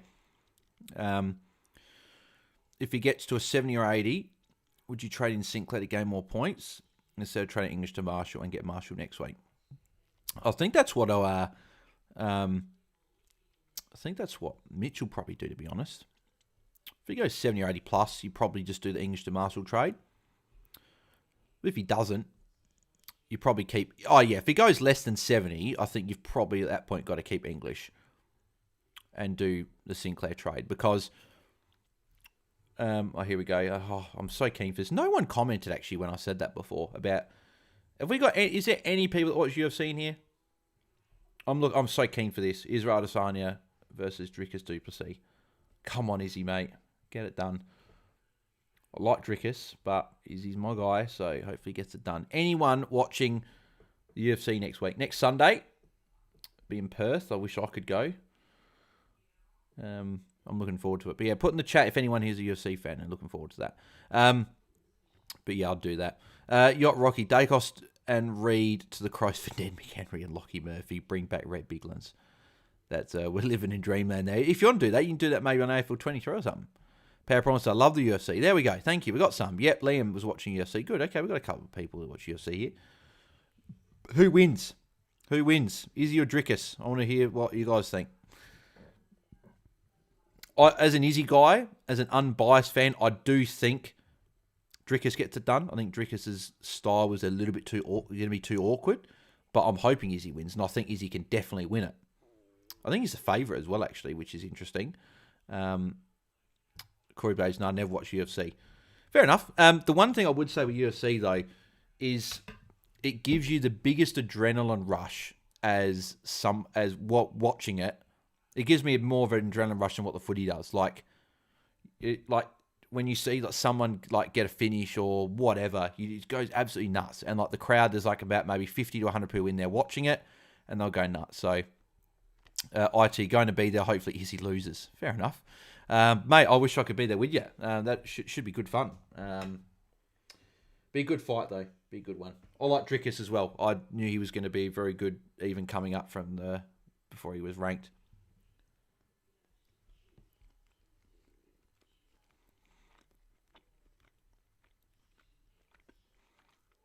Karen, I enjoyed the last watch-along with Swans getting a hiding. Yeah. Liam, Adesanya wins it. I hope he does. He'd have to be one of the first champs if he does win it to become a three-time champ. Yacht Rocky, who's in your black book for next year? What is UFC? Ultimate Fighting Championship, MMA. Golden 110 second half says Osborne Sausage. We'll have to see. Black book next year. Roberts, good shout. McKercher. There's a lot of mids. Tom Green is going to be priced around the 100. He could go 110 easily. Rosie is cheap. Oliver and Petrarca. Obviously, we've got to see Oliver in the preseason, but they're going to be both really cheap. I think Dawson will be cheap. He could easily be a 110 guy again. He'll be someone I'll be definitely looking at. Forwards, Bailey Smith. I think Rux, Cherry, and Marshall. It's going to be hard for me not to start both. I know that we're probably going to start one of them and then DeConing, but I might start both. Maybe. I don't know. We'll have to see. But yeah, there's a few there. I might do a video post the AFL season, doing maybe a video during maybe a couple weeks after the season, just going very early watch list for 2024 or something. MTG, what's for dinner, bars? So I've got veggies and honey mustard chicken. Very, very good. It's very good. And then after, Corey, shout out to Corey again, let me know that KFC are doing fried cookie dough balls, which is insane. Cookie dough, my favourite ice cream, so I'm 100% going. On this live tonight, there's a lot of ads. Is there? Really? I might have to adjust the setting, because a few people have said that lately. I might have to adjust it. There's a setting with that, so yeah, I might have to adjust. I don't know why it keeps doing so many ads. I don't know why. Just do the normal thing I've always done. So apologies if there is ads. I'll update it. That might be why people sometimes leave with the ads and stuff. I haven't seen any ads, says Karen. Fair enough. Andrew's got hot dogs for dinner.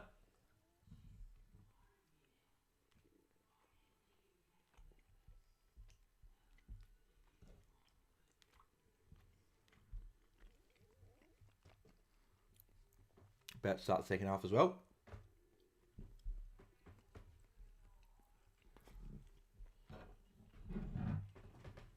Have to move the dinner over here now.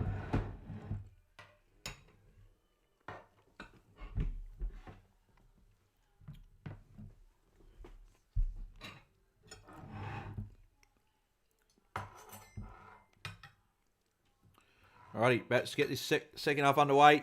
Heaney's on Dacos at the first CBA, which is interesting.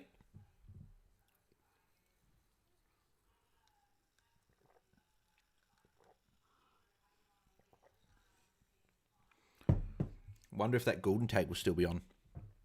Never seen this much before, says Corey. Yeah, apologies, mate. I don't quite know why that is. Can you give us a fried cookie dough review, says Liam? If enough people wanted me to do it, I guess I could. 5-second team Bales. West Coast for me. Because if I was ever to move anywhere, it'd be Perth. And yeah, West Coast. Love West Coast. Do you think Tom Powell will continue his form? I've got Wood at F5 and I'm not liking him at the moment. Obviously, Wood's got a good matchup this week against Richmond. But yeah, well, Powell at the moment. Fisher's not come back in. Lipinski gets a good goal for the boundary. Wait, didn't I have him as my third goal scorer? Didn't I have Lipinski, Parker, and Mason Cox? If that's the case, it would have all gone. That's all right. But yeah, Powell's looking good, so he definitely could be an option. Am I allowed to say I can't stand Collingwood? Karen, yes, you can. I think a lot of people are like that. Stevenson injured too as well, says Corey.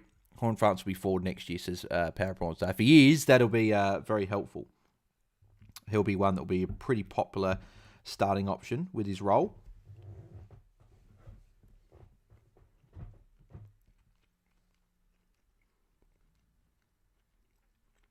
Good goal as well.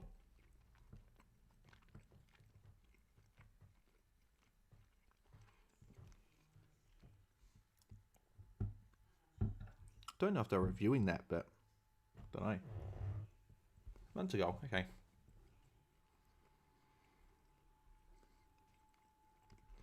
No, Goulden's still got side bottom. Goulden just got a kick though.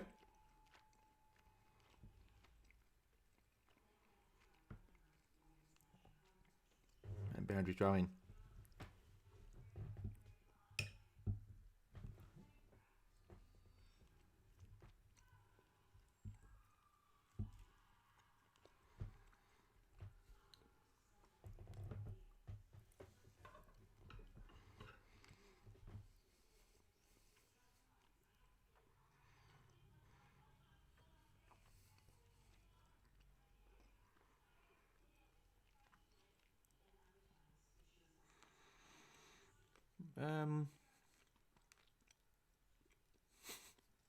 Liam, I like that.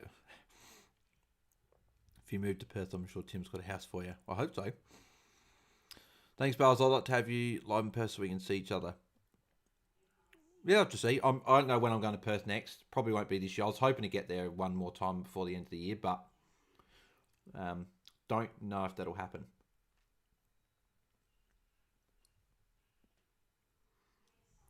Gordon going to start cooking. Watch this space as a sports sausage. I hope so.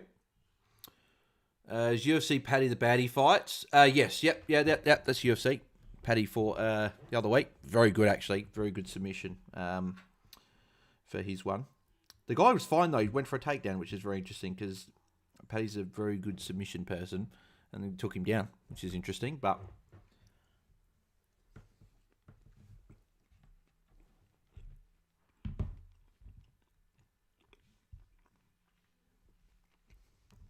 they go for Collingwood, up to 15 points now.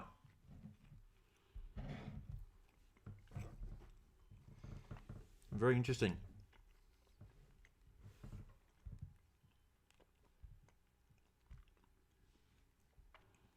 Don't forget to keep smashing the like on the video, guys. Very much appreciated. Actually, what I'll do,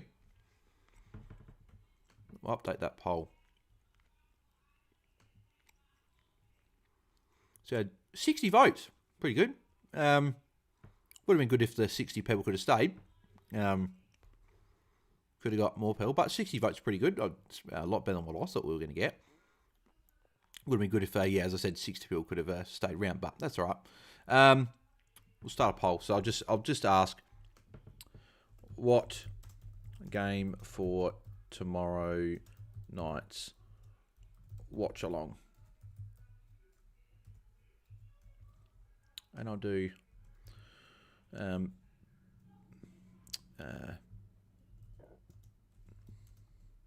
Essendon versus Gold Coast, or Melbourne versus Port Adelaide. I'll see what people want to do. I'm assuming the Essendon Gold Coast one is what most people have wanted. Come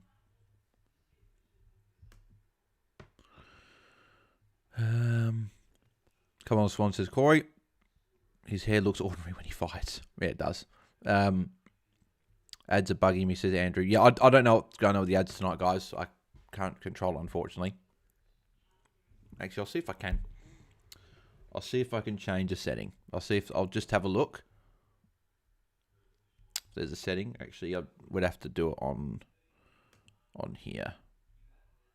Might have to do it. Can I do it on my phone? Might have to do it on my phone. I'll see if I can. I don't know if there is a setting that does it, but if there is, I'll have a look and see if I can do it.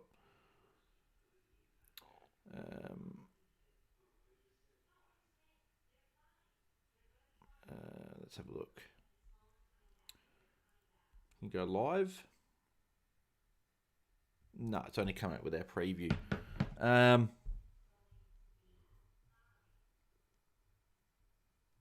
Might have to leave it just for the time being. If it keeps bothering you guys, I'll then be able to.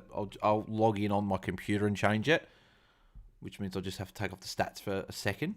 But we'll see. If it keeps bugging people, I can see if we can change it.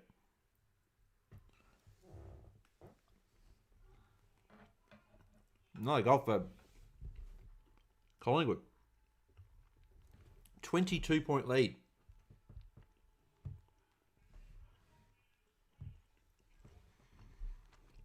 Crazy at the moment.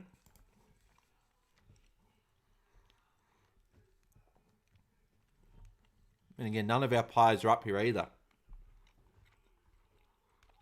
Still got Heaney 41, Goulden 39, Dacos still on 38, hasn't touched it yet. So yeah, not like a great night for fantasy. It's been a bit underwhelming. I did say that to Darren as well in the pre-lockout chat, that we talk about captains, that week on week it can change. And I said that we've also been a high scoring last month or so, but we might get a week like this week where it is low scoring. I don't know, but I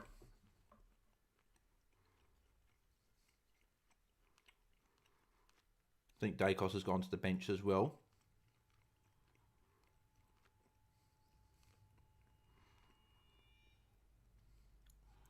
I think Jordan's followed him to the bench as well. I don't see Jordan on the ground. There's Warner.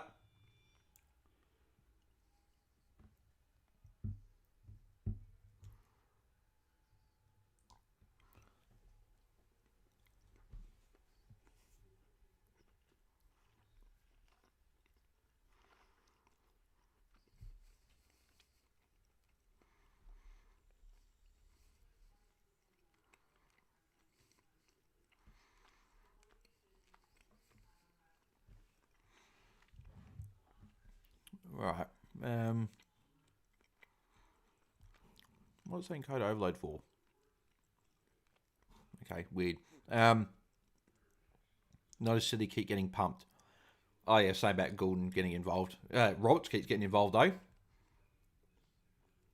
Here's Goulden. Kick it, goal. Nah, behind. Who's your least favourite team besides Port? Don't really have another team, to be honest. Maybe Essendon, maybe. But a lot of it relates back to fantasy, right? If I don't own a player, I probably won't enjoy the team. So I haven't enjoyed North Melbourne for a back half of the year, but now I'm going to love them because I've now got Cherry and Shizu in the team. So probably depends on fantasy-wise. Essendon annoy me. I've mentioned stories before about how they treated my boy Brent Stanton not too great on his way out. Or that I thought anyway. So maybe that could be something. But yeah, probably don't have a team I dislike outside, to be honest. I got rid of Roberts ages ago. Now he's scoring heaps. Yeah, I think everyone did get rid of him a while ago. And now he's scoring really well. Where are you overall rank? What is your overall rank in fantasy? Says Chase Williams. It was just out. I think it was 705 pre-round. So yeah, well, hopefully top 500 this season will be good. any higher would be obviously fantastic. Karen Chen and Grundy, Goulden, and Heaney, where are you? I need points, lots of points. This is Karen. Essendon and Collingwood for me, says Corey. Well, no surprise, Essendon, obviously, for you being a North Melbourne fan, but obviously, and that meaning being, because obviously I know that they're rivals, but...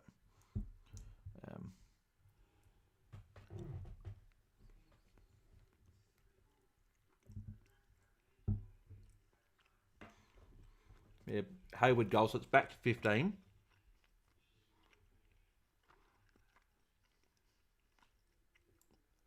And see, Mason Cox drops a fairly simple mark.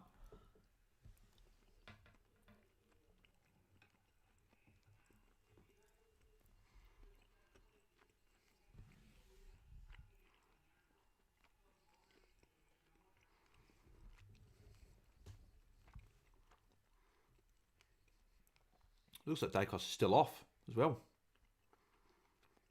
Unless his role's changed, unless he's somewhere else on the ground, maybe forward or defence.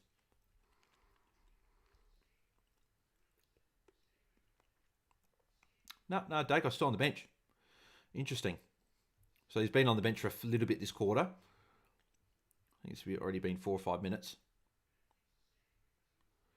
That was well done by Grundy, actually.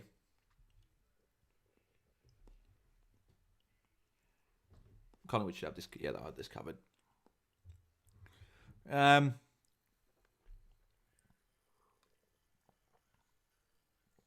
You know the pair are going to whoop the Crom, the right bales. To be honest, I do think they will. Like, the Crows have won the last 4 showdowns. You don't normally see a team going on 5, 6, 7, 8, 9 showdowns. They're always quite... Dacos is back on, so kick for Dacos.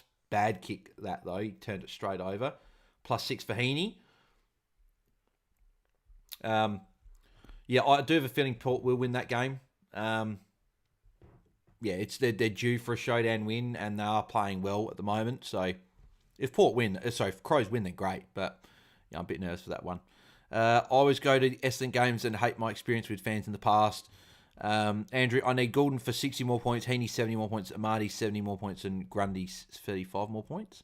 Yacht Rocky, I was in Kindy the last time the Dons won a final. Roberts, like, his hair is on fire. Yeah, there you go. No, he's going along very nicely. So the votes actually, see, we actually got a very split vote at the moment.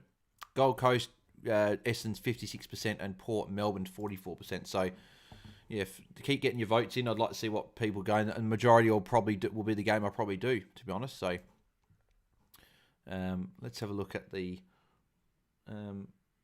bad kick straight to Florent. Matt Roberts top scoring, obviously, with 76 points. Grundy's going okay. Heaney 49. I think Dacos 41. Yeah, Goulden up to 43 as well. So yeah, Goulden's got to really start getting going. And Dacos obviously is going okay enough with the tag.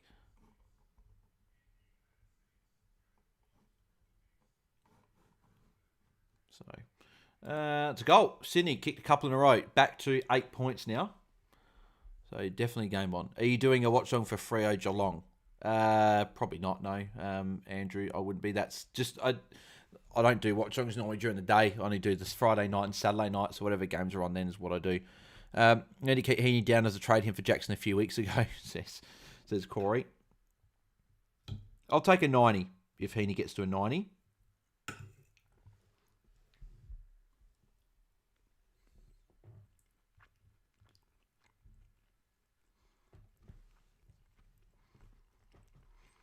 Keep feeling how hard it is to eat when there's watch along.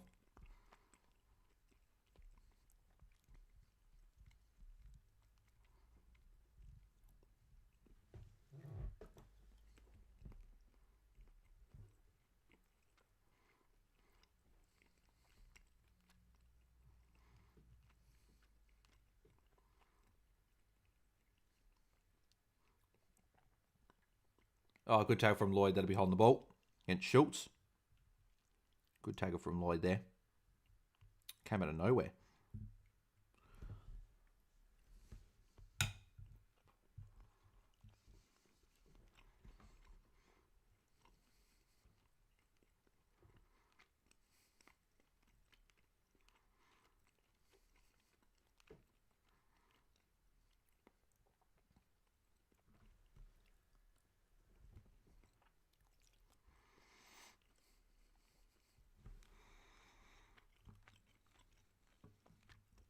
Karen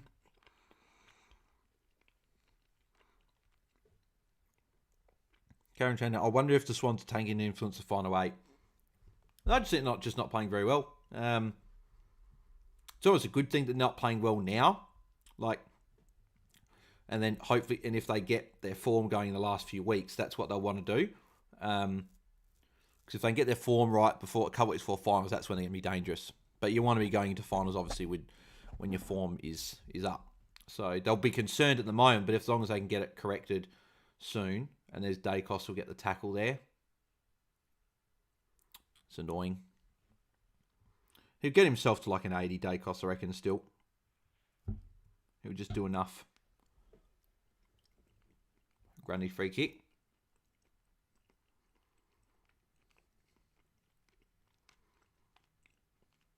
James Jordan +6.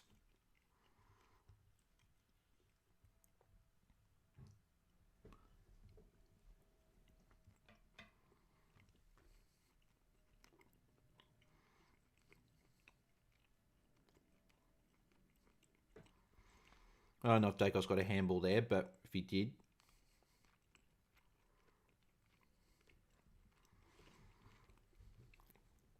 I don't know if Dacos just got a second tackle there. It's going to be really annoying because he's starting to get some points now.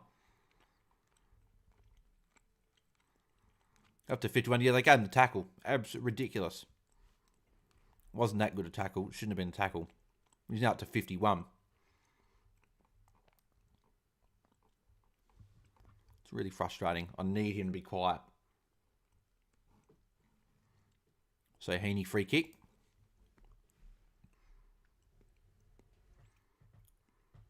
Don't know why Heaney got the free kick. I thought it was a Grundy free kick.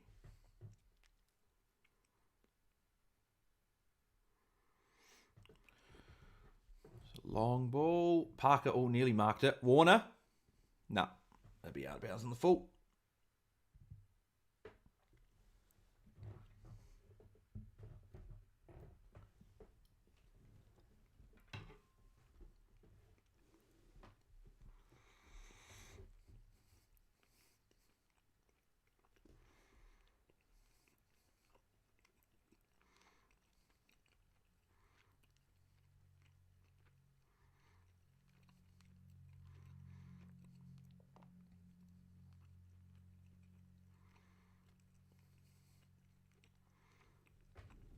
Oh, Bobby, that was smart. Corey Page, need... oh, no, I said it before. You only do watch-alongs in the day if it's finals. Yes, says Corey. More often than not, yeah. I haven't done any watch-alongs during the season, during day games. We could even implement that moving forward potentially next year. Maybe do the more relevant game, the most relevant fantasy game on a Saturday. Might do a watch-along maybe, if people want to see that moving forward. Instead of doing the night game. And got a Bobby. So back out to 14 points for Collingwood. What's with the top 10 scorers in this game that have a combined percent ownership of about 10? Oh, yeah. Probably because Grundy would bump it up with the rest of them. Yeah, not many people would have him, I don't think. Quarantine, I've Jackson the rut, but he's been scoring ordinary. Should have gone cherry way back. Power Promise last team lose, they're cooked. Heaney does bad. We'll be trading him to Peatling, says Andrew. How wasn't that a Campbell free? Yeah, that's it. Yeah, I'd probably it was smart because I didn't think it was going to get paid, but they should be paid, but they don't get paid. He essentially just yanks Campbell out the way. So yeah, it's one of those ones where it probably should be paid, but it's not. But it's normally smart from a forward because they don't normally pay him. That's why. That ump's haircut is as bad as McClure's. Oh yeah, I know. It's horrible. I know the guy you're talking about as well. It's a bad haircut. And McClure's haircut's ridiculous as well. I don't know why they both think, oh, that looks good. I'll keep that haircut. Because, sorry, mate, not good. Heaney. He's missed again. 3 behinds. Come on, Heaney. Far out. First time watcher and subscriber, says Jamar the Stats Man. Thanks, Jamar. Very much appreciated. Always good to get new people tuning in and new subscribers, mate. Very much appreciated. We're live every Friday and Saturday night for watch-alongs during the season. So, We got plenty of other fantasy content as well, mate. So appreciate you subscribing. Very much appreciated. It's always good when people put it in the chat as well that they've subscribed, because I don't get notified of who subscribes. So it's good when people put in the chat saying I've just subscribed or whatever. So, no, mate, very much appreciated.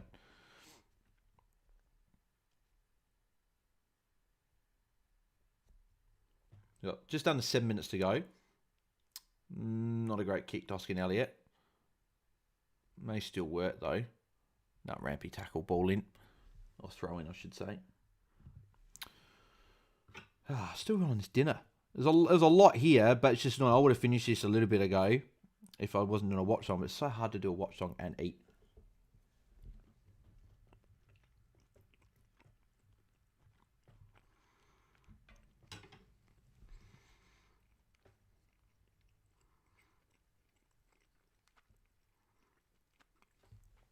Is that on the ball? Okay, interesting.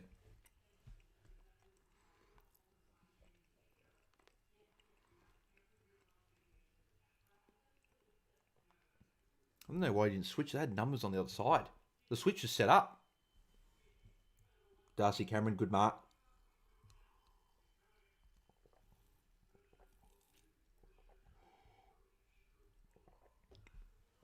Oh, the Dacos of the Josh variety. Getting a kick there. What's Vanilla Bale, says Gareth Evans. So we've got a honey mustard chicken, and potato bake, and some beans and carrots. That's nice. Yacht Rocky, time for a fire sale. Dacos, Heaney, Clark, Martin, Young and Strong can all get nicked. I still think, I know Heaney's been frustrated. I still think Heaney's fine. The forwards are still like, we are saying that obviously with a few options are good, but the others though, Dacos with tags, Clark, Martin, Young, Strong, they can all go. Like Strong's got tags coming up, so like Heaney will be in the top. Yeah, Heaney's in the top page on 59. If we got to near 70 at 3/4 time, that would be good. So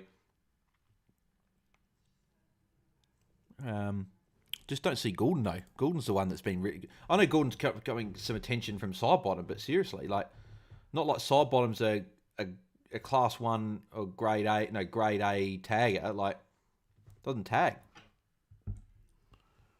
It just sucked for all those people that went him as a VC, a bit different on a Friday night, and they're not going to get a good score.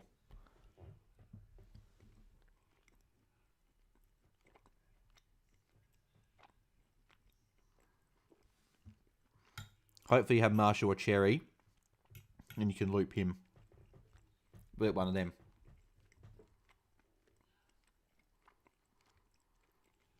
Darcy Cameron free kick. Darcy Cameron's got okay.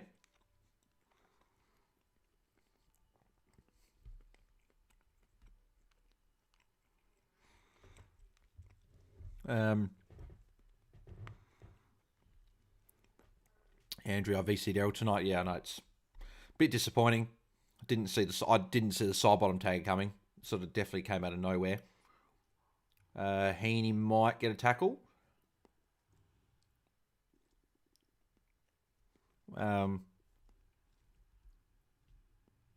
Sidebottom's marked it again. Sidebottom had a good game. Grundy a bit sore. I'm going to look into tags next year for the fixture, says Corey. Yacht Rocky, not to mention I've got Laird, Wood and Neil as pods. My team's rubbish. Hey. Wood and Neil you can call your team, but mate, don't put Lairdy, mate. Don't put him into that basket. Even though I don't want Laird to go massive this week, because Mitch has got him as a pod. How ironic's that? Mitch has got him as a pod in our matchup, and Lairdy being my boy. It's crazy, but we'll see how Lairdy goes. I know Laird is your boy, says Yacht Rocky. Oh, yeah, that's fair. Most people do. But, yeah. Marty, good mark there.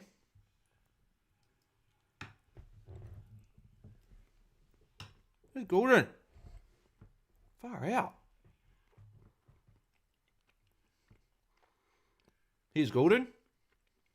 No disposal there, though. Dacos, no disposal.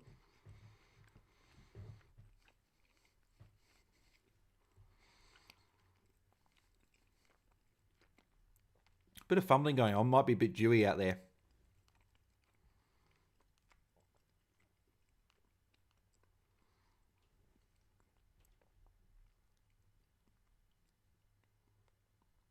Come on, give it to Heaney. Give it to Heaney.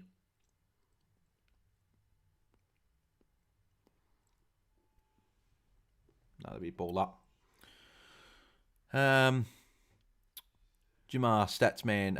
Let's hope Brisbane win over the Giants tomorrow. I actually don't mind who wins. I don't mind the Giants, actually. I like the Giants. So we'll have to see. It'll be a good game. Really good game, Jamar, I reckon. Sorry, bastards, you reckon, mate? Oh, no, it's all good. I'm only mucking around anyway. I'm calling only 2 to 3 players get 100 tonight, says Corey.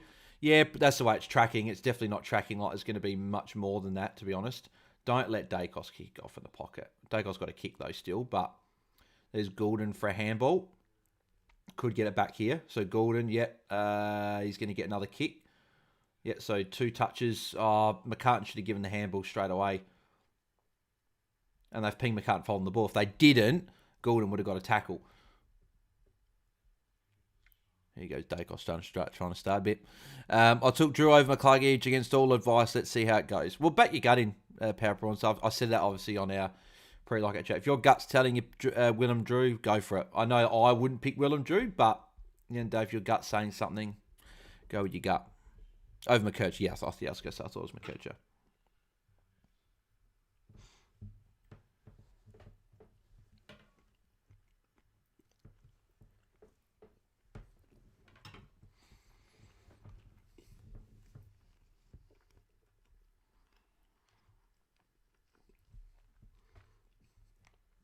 Maybe rush behind. Andrew, I'll be trading Arrow out for Peatling. Don't do that. Definitely don't do that. I know Errol's been quiet tonight, but you're not trading Errol. But he's still the M1. This will be his first real bad week in a while.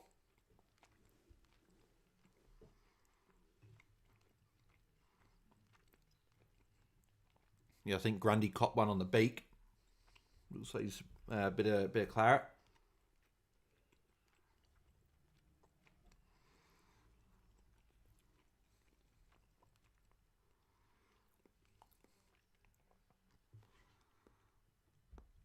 Power Bronze, watch Wines and Drew for 100 plus tomorrow night. Bank it. Who gets subbed out tonight? I don't know, Corey. I don't know. As long as Rosie goes 100 plus tomorrow, Power Prawns, I'll be happy. I wouldn't mind if Butters didn't go massive again. That'd be nice. Oh, Bobby Hill. He's very good around goal. Far out there, going really well. I don't know what Sydney are doing now. What's happening? 22 points down to Collingwood. And don't get me wrong, Collingwood's still very good, even with the injuries. But, yeah, not great.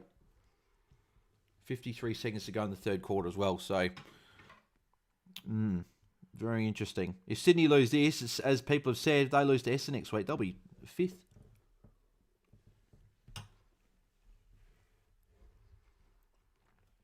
Well, if Brisbane win, they're back to win half a game.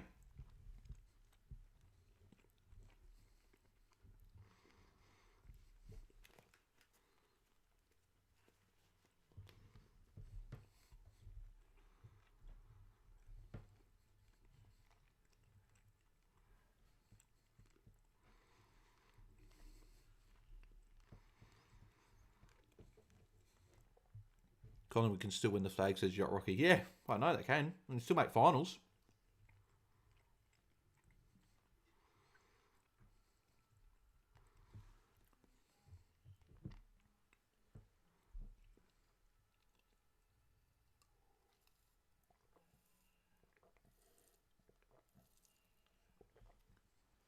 Mills into the midfield now as well.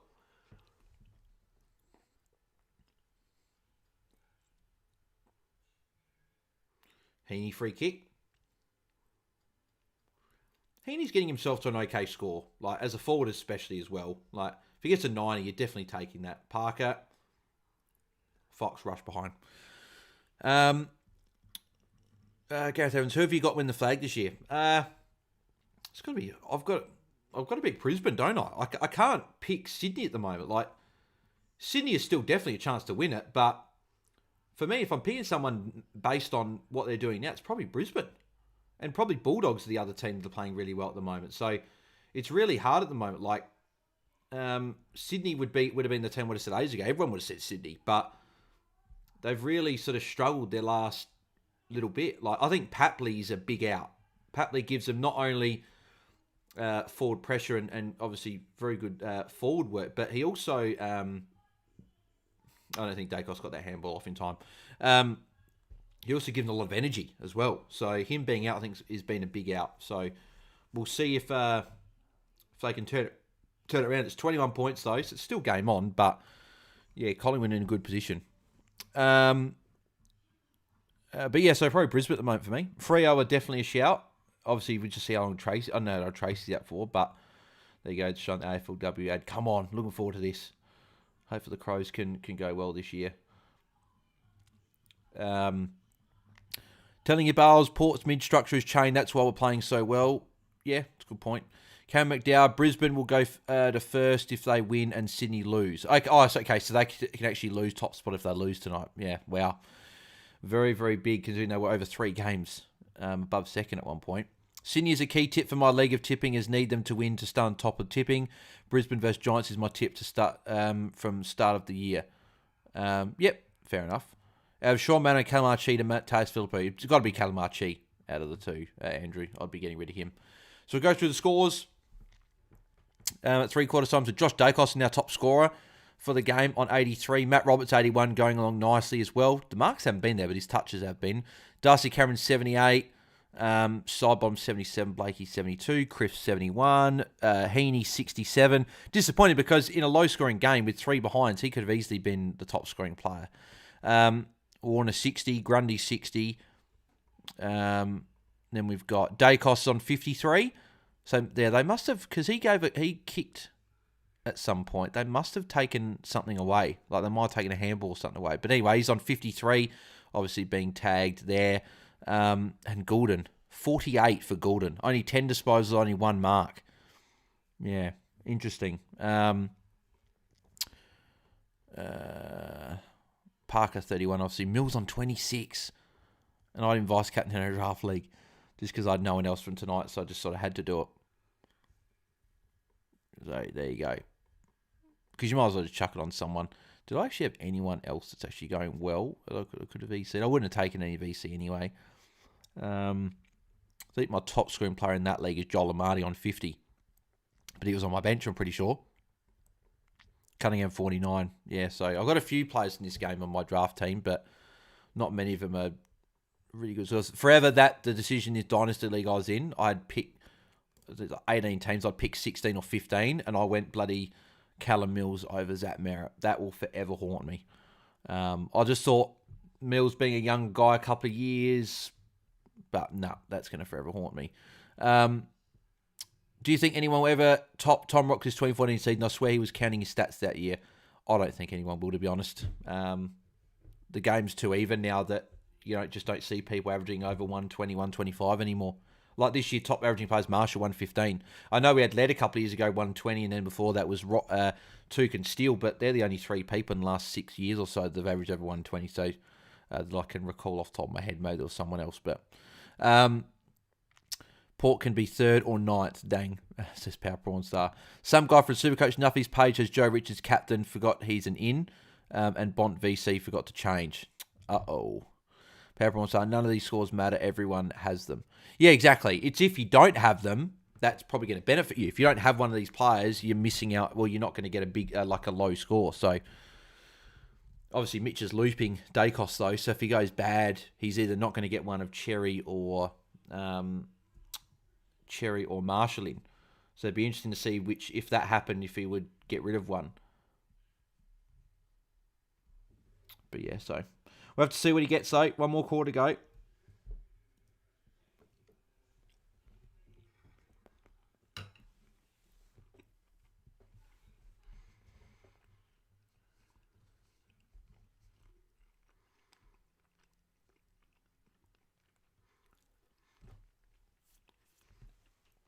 Actually, how many...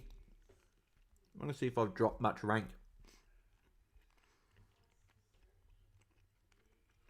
Okay. So I've only dropped the 85 spots. Having Goulden and Heaney. The thing with Goulden as well, He's going to be a very popular captain choice because a lot of people just go Friday night. Yeah, Goulden's the most VC player, 8%. Marshall is 6%. That's obviously, I don't know why. Probably auto-filled teams. And you got Cherry, 6%. So, yeah, Goulden and Dacos are very common VCs. And then you got Cherry's probably the other one. A few people gone Sheasel as well, Flanders. There are a lot of ones that haven't been changed probably for a while. And obviously, most of the captain, obviously, very popular. Guys like Bont and stuff, but obviously, they're all auto-filled and stuff. And then you got, Marshall and Cherry are the most common captains. So a lot of people would have gone a Goulden or Dacos into a Cherry tomorrow, or gone Cherry VC into a Marshall. That seems to be the pretty common one. A good play, though, this week could be Brayshaw VC as a unique.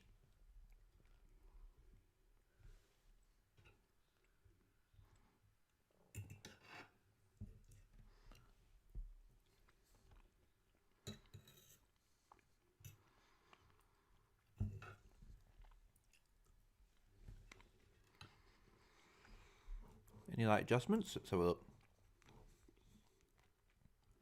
Dacos miles a handball for Josh Dacos, it is.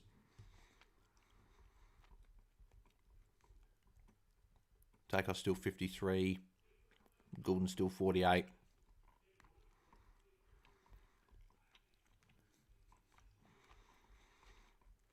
Cool. Alrighty.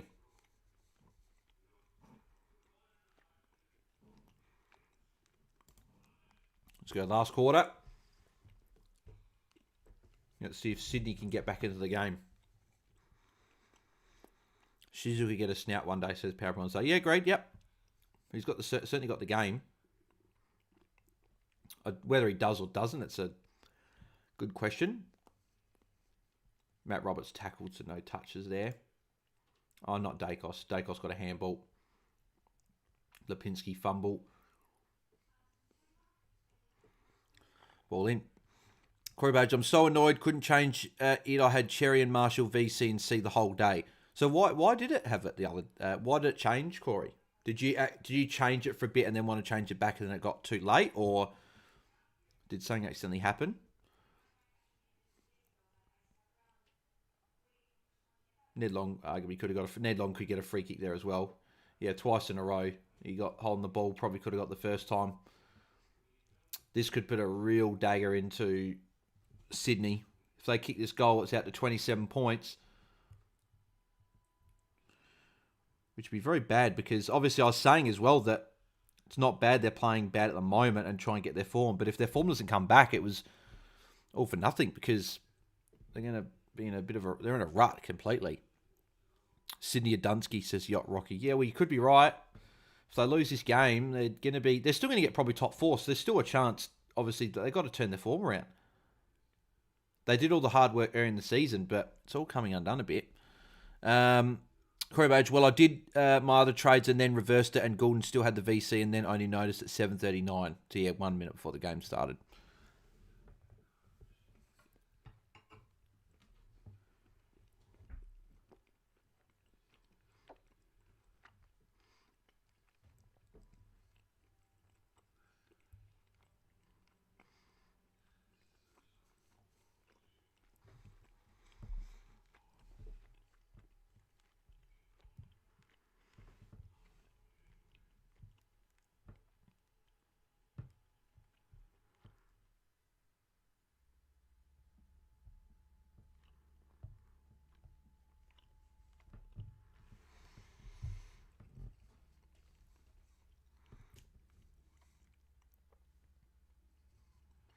Heaney kick with the clearance as well.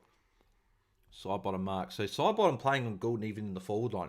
I'm surprised they haven't moved Goulden around. Like put him at half back, put him in the midfield, put him on the wing.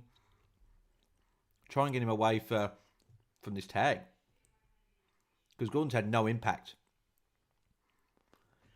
And the only trouble is teams might look at it now. And teams might go, oh, look, Goulden had a bad game. We tagged him and Sydney have lost again. So then again, Sydney are losing most of their games at the moment. So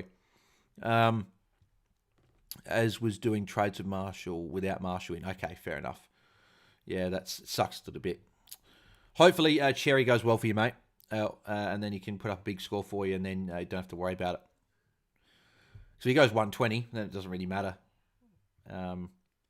Obviously, it would just suck if he had a bad score, and then you could have had Marshall captain. Not sure they'll be top 4. It's tight, says Power Prawn Star. Yeah, it's gonna be interesting. Never mind, Gordon 110.5 looks Marsh the wave. Then I don't know what that means, but Moz Gordon, yeah, you might have, unfortunately. No, the tag's the reason why he's just going so bad, which is very frustrating.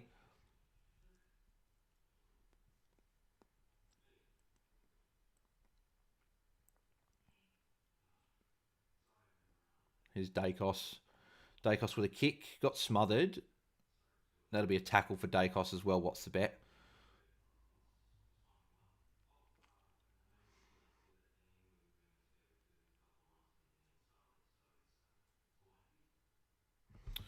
Um, 22-4 has been a disaster for me in AFL Fantasy when I was 1.8k earlier on in the season. Yeah, it's been a very weird season for Fantasy, that's for sure. Let's see if Dacos did he get that tackle? He did. Yeah, he got the bloody tackle. Unbelievable. The tackle. Some of the tackles he gets paid are ridiculous. So he's up to 62 now as well. So he'll probably get himself to an 80. That'll probably be where he ends up. 80, 90, somewhere around that mark. If he gets an 80, Mitch will probably take it. But yeah, interesting they gave him the free kick though. So he got a kick and then a tackle in consecutive things. Bloody annoying. There's only one tackle from Dacos I know he's laid tonight that I've gone, yeah, it's a tackle. The other two have been like, we got there late and then the ball went to an opposition player and he got paid it. It's got to be insufficient intent. Yeah, free kick against Dacos, yeah. I was going to say, he tapped it out. So, essentially means that tackle was null and void that he just got. So Mills looks like he's playing defence at the moment. So Warner short, Parker. All the players that Sydney have got, they're just, I don't know, they're just off at the moment. Mills, good kick. It's Hayward. Is Josh Simpkin an option? Yeah, potentially, yep. Hayward played on, probably shouldn't have, and he's pulled it wide and it's behind. Who do I trade out of Mason Wood, Nick Martin, or Jackson Mead?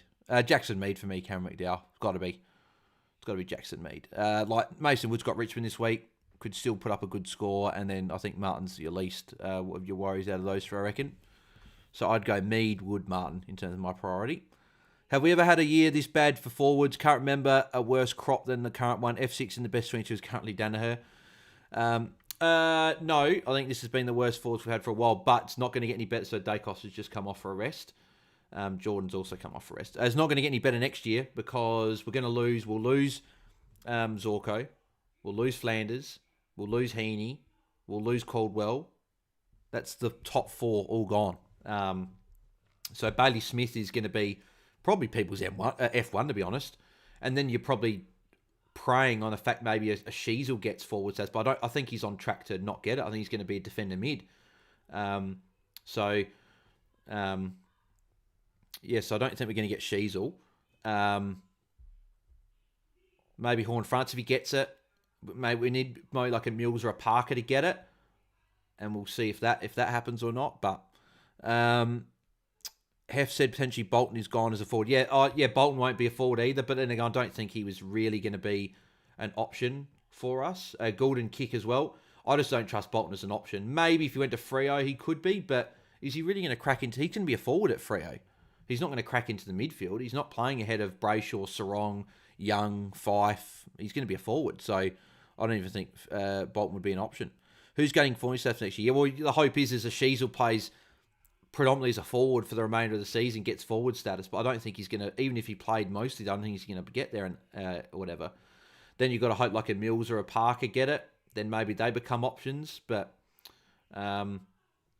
it's pretty much, we might be starting like Bailey Smith and Dylan Moore as our 2 forwards, and then you go Philippou maybe as F3, and then you go rookies. Might be it. And maybe Horn Francis maybe is an option. But I don't know. It's going to be very interesting. Caleb Daniel-Feliz could be a good value forward, says Corey. Yeah, that's agreed. Yep, if Caleb Daniel went to a team, I wouldn't mind him at the Crows as one of the main distributors back there. Could be an option if he went to another team. If Jack McRae went to another team, maybe. But then again, is he going to get enough of a mid-roll to really be an option? I think he's just not up to the fantasy level anymore. Geez, Pendle's dropped that. Rankin should get it. Rankin could get it, and Rankin could be an option, but with Crouch back now as well, and then you still got all the mids there, unless maybe Laird gets pure, if he goes back to half back, maybe. But yeah, we don't have many options. Oh, McDonald too long. Hoskin Elliott, really well done. Holding the ball. This could pretty much ice the game if he kicks this. It'll be up to a 31-point lead if he gets it. Who will be your AFL fantasy team for next year? Andrew, I've only thought about a few players I might pick. I haven't even thought about my team yet. Anyway, but yeah. So we'll have to see maybe next year. But yeah, most people have said Essendon Gold Coast for this vote as well. If you want to keep voting, make sure you keep voting for what game you want to see tomorrow night. But it seems as though people want to see Essendon and Gold Coast. So I reckon we'll be doing that one, which will be good. But yeah, make sure you guys keep smashing a like on the video. It'd be much appreciated. We've got 18, so we've got 7 likes left if we can get there. 7 likes to hit our goal of 25. So, best mid under 700k for Mead. Well, what I would do in that case, Cameron, would be I would swap one of your, like a forward that's got mid status into your mids and go get Philippou. That's what I'll be doing. The Poo should be a good forward. If he has a good row again, he'll be an option next year. Yeah, if he's got forward status, obviously he's played a fair bit in the midfield lately, so whether he'll keep or not is interesting. But if he keeps forward status, he'll be a lock in everyone's team. So, like if Peatling kept it, Peatling maybe if he got more of a role next year. So yeah, but yeah, Cameron, if you can swap forward into your midfield and go get Philippou, that'd be what I'd do. Because I'm assuming Mead's in your midfield as like M8 or something, if you're saying about that. Because I don't know if there's a mid I'd get that's that cheap. There's Heaney, handball. Heaney could get it back. Yep, Heaney, another handball. Goulden, kick. Good to see Heaney and Goulden involved multiple times in that.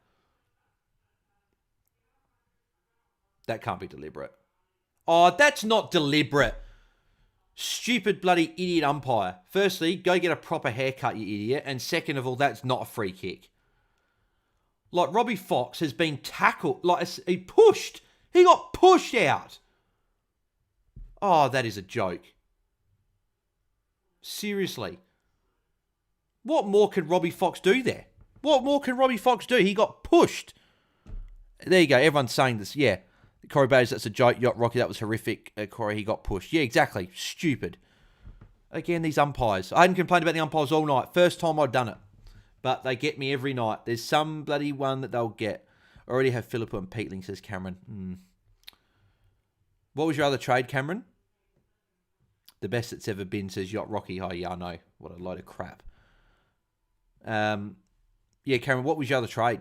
Because if you can, I'd go rookie down and then upgrade Mead. Yeah, Ossport Sausage was saying, yeah, it wasn't a free kick. Dacos is back on. See, Dacos is off for like 2-3 minutes and he's back on again. Like, I know he's not scoring very well anyway, but would have thought he would have been on the bench a little bit more than what he has been. He's just literally been on the ground the whole time.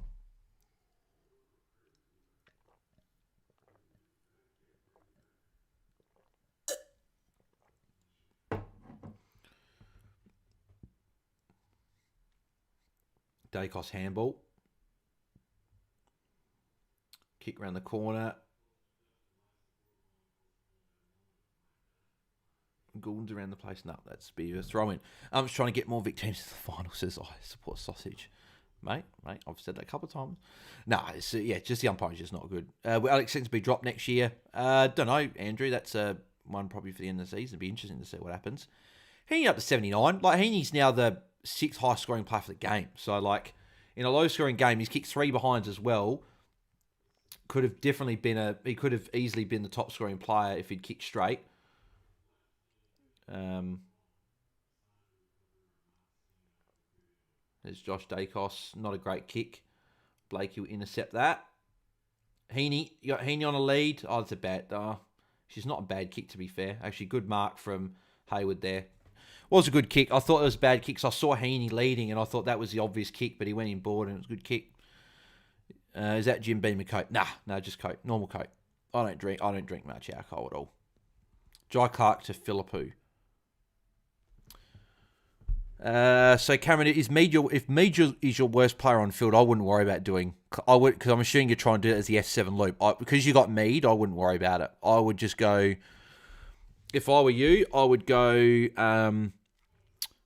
Mead to Philippou, and then do another trade with your other one, whatever that would be. I would just do that. The only way that the Clark up would work is if you do have a rookie on field, but if you don't, I would just go Mead to Philippou and then do another trade.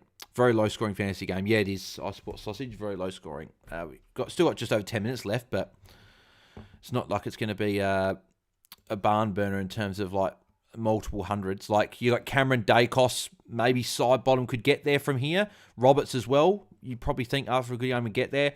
And then maybe Heaney, Warner, and Blakey are the other guys. But the other guys I don't think are going to get there. Like Crisp on 73. I don't see him scoring 27 points in the final 11 minutes. Caden Cleary about to come on as well. What else we got? So we got like Nick Dacos 61. He's been obviously really well held by James Jordan. Like Goulden 54. That's bad. 54 from Goulden as well. And I put him in my game day squad team that I adjust every week, thinking he was going to go really well. But then again, I think a lot of people would have put Goulden in their midfield, to be honest. And like, look at Adams Mills, like, not going very well. All poor. Parker seems like he's got a bit more involved. Yeah, he's up to 57 as well. There we go. Good. Got the mute button in time. It's always handy when that happens. But yeah, I don't know if this can... Definitely not going to be many tons. If he kicks this goal here, actually, McDonald, it'll be back to 13 points. So Sydney have clawed it back with back-to-back goals, potentially. That's a goal. McDonald's got it, so back to 13 points. Sydney's still alive in the game. Still alive in the game. Poor Promise, Anita, Heaney and McStay goal, then $500, already have 4 legs. And see what I mean? Heaney should have easily kicked the goal. He's had 3 behinds, and McStay, I thought's been close a couple of times. So, Yacht Rocky, anyone else think the wild card is a complete waste of time? They're potentially giving a 10th chance at making finals. Dylan and Kane need to go into the concussion protocols. Okay, so here's where I think with the wild card thing. I like the concept. The things I don't like about it is this bidding process with the like, it'll go to the highest bidder. Like, it should just be a home game for 7th and 8th. And I don't think it should come in until we have 20 teams. Because when we got 20 teams, it makes sense, right? The top half of the table play for finals, the bottom half don't. Which was what it was when it was 16 teams. It doesn't make sense at the moment because we've only got 18 teams, and that means more than half the comp will play finals. And then when we have 19 teams, it'll be just like all weird. So I don't think it should come in until we get 20 teams. So yeah, like, I don't mind it because it sort of makes sense. Top half go through, whatever. But then again, to be honest, I like the way that our finals works. It's always worked well. It's always been the top 8. It's always been top 4 get double chance. I know that you still get double chance for those, but more games of footy I'm never going to complain with. But yeah, I just think when it comes down to that, I wouldn't be bringing in until there's 20 teams. And I hope that there's 20 teams soon. I hope that they... what are you talking about? It's a free kick, isn't it? Jeez, these umpires got no idea. But yeah, and I want 20 teams in soon. I want them to put the Northern Territory team in. It just makes the most sense. I just think that you're not going to add another team to Queensland. You're not going to add another team to New South Wales. You're not going to add another... I don't want another team in South Australia. I don't think Western Australia want another team either. Tackle for Goulden. Good tackle from Goulden there as well. Is that a goal for Sydney? Yes, it is a goal. Sydney right back in the game. Warner, another goal. Back to 7 points. We have a game on again. Going to tune out for 10 minutes. This could be awesome, says Power Prawn Star. Mills maybe a shout next year, says Oswald Sausage. Yeah, maybe. Be cheap. So, yeah, definitely one to watch, especially if he gets forward status. That was deliberate, and then due to Blakey playing on, so they balled it in. What a joke. Yeah, so that was stupid. It was a free kick, and it should have just been called. But they've called it plenty of times. I've seen the umpire say, no, come back and go behind your mark. But then they go, oh, no, you played on. But it doesn't matter anyway. Sydney kicked, it probably worked out better because Sydney kicked a goal, so it's fine. That's what I love. I love when a stupid umpiring call goes against the team, but then the other team kick a goal anyway. It just goes and just sticks it up the umpire and say, well, you can stuff it up, but it won't matter. Who do you think realistically will be the 20th licence? I hope it's Northern Territory. It makes a lot of sense. I know that obviously conditions up there aren't great, but it doesn't matter. We want a national competition, and it just makes sense. Northern Territory, you don't have a team. A lot of noise that it could be heading to Canberra, says Yacht Rocky. Canberra could, but then again, they Sydney and Giants. They're talking about they need to keep growing the fan base there. Are they really going to have enough of a following in Canberra to do it? I don't think so. I much prefer to see it in Northern Territory, but Canberra, I guess, is probably the second choice. Had Dowling at F6 and Revel and Clark as bench mids, so traded Clark to Philippou to move Dowling to mid-bench. So what I'd probably do, Cameron, is I wouldn't worry about Philippou this week. I know as much as you probably want Philippou. I'd go Revel down or Clark down, whoever's more expensive. I'd go one of those guys down, and then I would go Dowling up to whatever you can get. And I know that obviously you want Philippou, but you can get Philippou next week.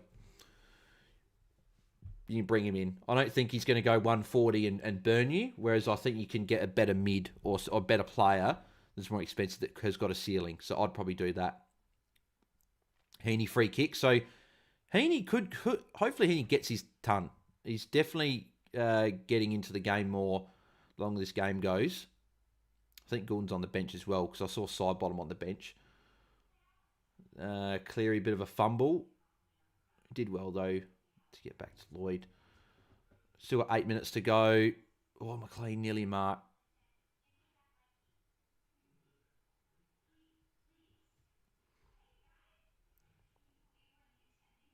And that'll be ball up. Do you ever... I think Gold Coast will fold. They're a disgrace, says Yacht Rocky. No, they won't. They're not going to fold. Obviously, just haven't been good in their history. Haven't made finals yet, but they'll be fine.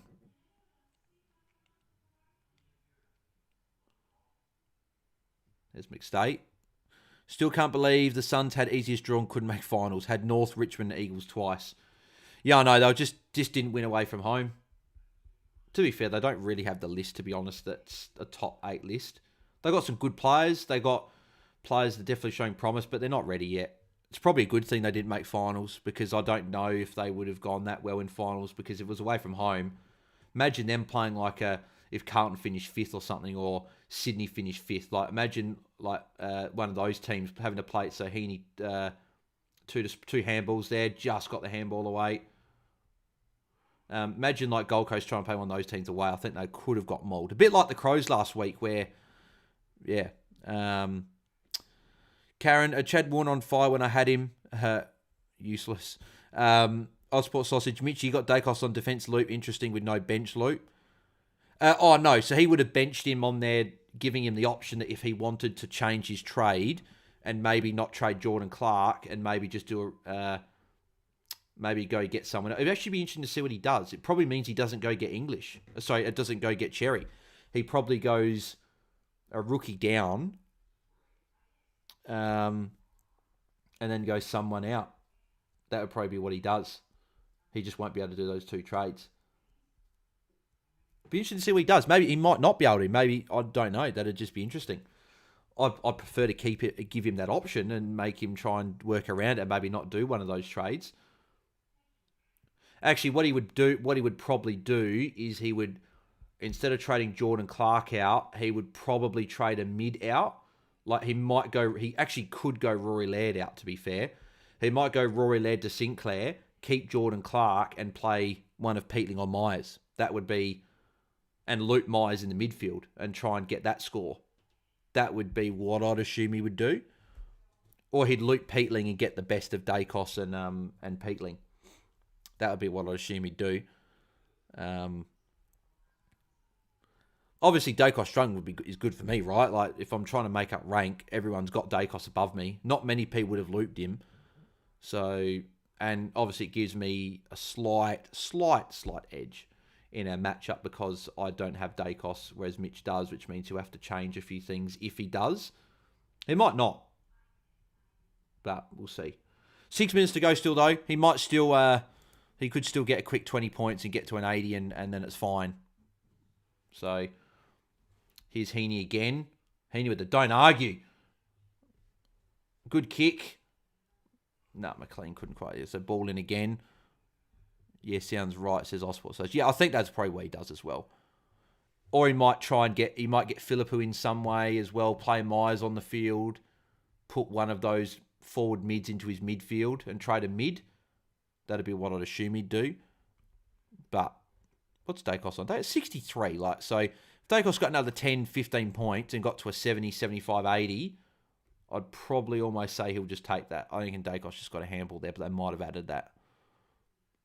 Heaney mark. Here we go. Heaney could be the guy. This will get him back to within 2 points. I'd probably back him in to kick it from here. Well, you would back him in. He's not very far out. Heaney. This will actually get him the ton. This will actually make him the highest scoring player for the game. Goal for Heaney. And Sydney back to within 2 points. Heaney's had a massive quarter. Really, really stepped up. And this obviously shows as well, people, obviously, we're all chatting before about trading Heaney, but just shows that Heaney's definitely the guy that we need in our forward line still, even though he's been a bit poor, but he's on 102 now. What was he on? He was on 68, I think, was it? So he's had 34 points already in the quarter, and it's continuing to go up. Like Dacos 63, where's Goulden? Goulden's 58. Obviously, that's disappointing, very disappointing, but everyone's got Goulden. He's 100% owned in the top 1,000, whatever, so you're not really, no one's missing out on anything. It's just if you VC'd him, or even if you straight captain him, you're losing out on a bit. But most people would have VC'd him, if anything. Does Luke and Warney have Dacos? Yeah, I think both do. I'll have a look after if either benched. Maybe Luke benched him as well, following Mitch a bit. Maybe they might have chatted before about it. Here's Warner again. So it's been Warner and Heaney really have lifted. And Fav, it's been Heaney more ahead of the ball, not as much. Oh, actually, no, he's been the CBAs a bit.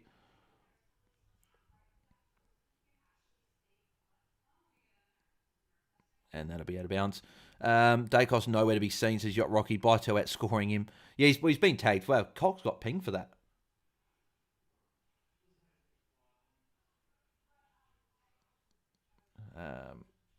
That could be deliberate by Moore. Oh, it's been paid deliberately. Actually, one of the umpires, I looked at the other umpire, looked at him and said, don't pay, and just said, throw it in. The umpire called it deliberate. One McStay goal, come on. I'll super chat $20 if this gets up. Well, hopefully McStay kicks a goal for your Power Prawn Star. That'd be nice if we can get a little bit of a super chat. If anyone else wants to leave a super chat, then feel free. If you'd like to support the channel a little bit extra and put super chat towards it, $1, $2. I'm going to America in October, so any little bit of any little bit of the monies does help, but you don't have to. As long as you subscribe and like, that's all I would hope that you guys do. Karen Shannon and Goulden. Does Goulden kick a goal here? Because I know I am normally slightly behind on the tape. Goulden! Yes! Errol! Sydney in front. Sydney in front. 4 minutes to go. Sydney have come from the clouds. Over 4 goals down. He did. SG is the worst ground in the AFL. Says Yacht Rocky. Lod delivered out of bounds tonight, says Corey Badge. Yeah, I've noticed that as well. Cameron McDowell would need to power be a good move. Yeah. Yeah. Oh, actually, yeah. Powell's a mid forward. Yeah, actually, Tom Powell's probably your pick. Maybe you go Philippou and Powell there. And then you can put Powell into your forward line next week. Cameron. I'd probably do that, to be fair. But just before you do that, though, what could you do if you go Revel down or Jai Clark down and Dowling up? What could you get to? Let me know what your options would be, and then I could probably give you a bit of a rundown of what I would do. But yeah, no, Philippou and Powell actually sounds pretty good. And you can trade a forward out next week, or you can use that loot potentially. But yeah, Sydney, this could be big. This could be the turning point of their form back. Like, they've played very well this quarter. Obviously, Collingwood have got injuries, but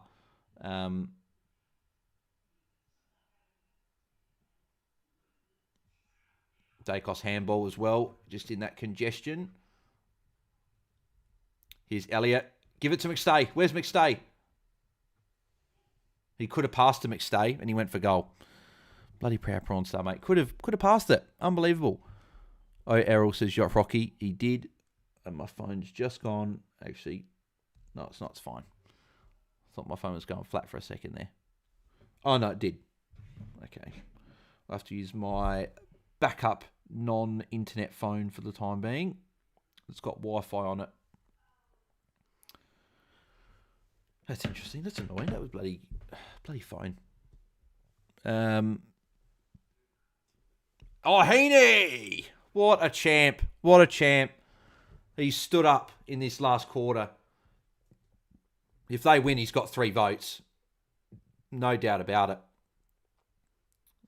He single-handedly essentially got them back. Like, him and Warner's been very good as well, but Heaney's last quarter has been huge. He's up to 116 now. 116. He's now, what's that? That's 48 points for the quarter. 30 disposals, 1 goal, 3. Just a shame that it was 1 goal, 3. If he'd kicked more goals, could you imagine? He'd be on 120. Well, no, sorry, be on 130, sorry. He's already near 120.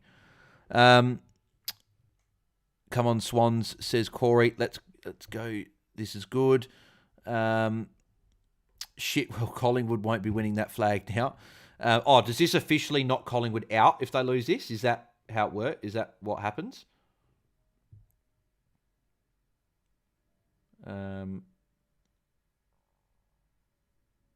Where's McStay? Give it to McStay. McStay's there. Oh, if he got hold of the ball, that would have been bloody massive. So I just want McStay to get a goal, but then Sydney to kick a goal. Here's Heaney again. Look at him go. Bursting through like 2 or 3 tackles. Warner and Heaney both handballs there. So Goulden handball as well. Is Heaney potentially here again? No. So how that'll be out of bounds. You can't play deliberate there. He punched it, didn't hit the ground. 49 points for Heaney in the quarter. Yep, he's been huge. I would have a red dot on fielders. Both forwards and mid benches are both red dots. That's why I needed to move Dowling to mid. Okay, fair enough. Yeah. Well, I guess if you got to do that, yeah, Power's your best bet. Good matchup, good role. You can move him forward next week. So yeah, I'd do that. I'd probably go get him. Was that played holding the ball for Warner? The hapless Woods are going to lose a close one. Yeah, but they don't normally lose too many close ones, to be fair. They normally win them. Can Gordon do the same as Heaney? Probably not at this stage, Andrew, but yeah, Heaney's just been on fire. Mark for Cameron. 51 for Heaney and 50 for Warner. Yeah, it's a huge quarter for Heaney. Definitely been one of the best quarters I've seen a player play this year. Probably not the best one, but there's been a couple that definitely are up there. This will be Dacos. He'll get a handball. Could have got it back there. Probably should have got it back as well, to be fair. Heaney again. Mark. Bloody Heaney. What a mark that is. And I think it's been paid 50. No, it hasn't been paid 50. But he's going to be over 120. What a man. What a champ. What a quarter of football. Like, if he drops that mark, Collingwood have got a potential shot on goal. He's been absolutely huge.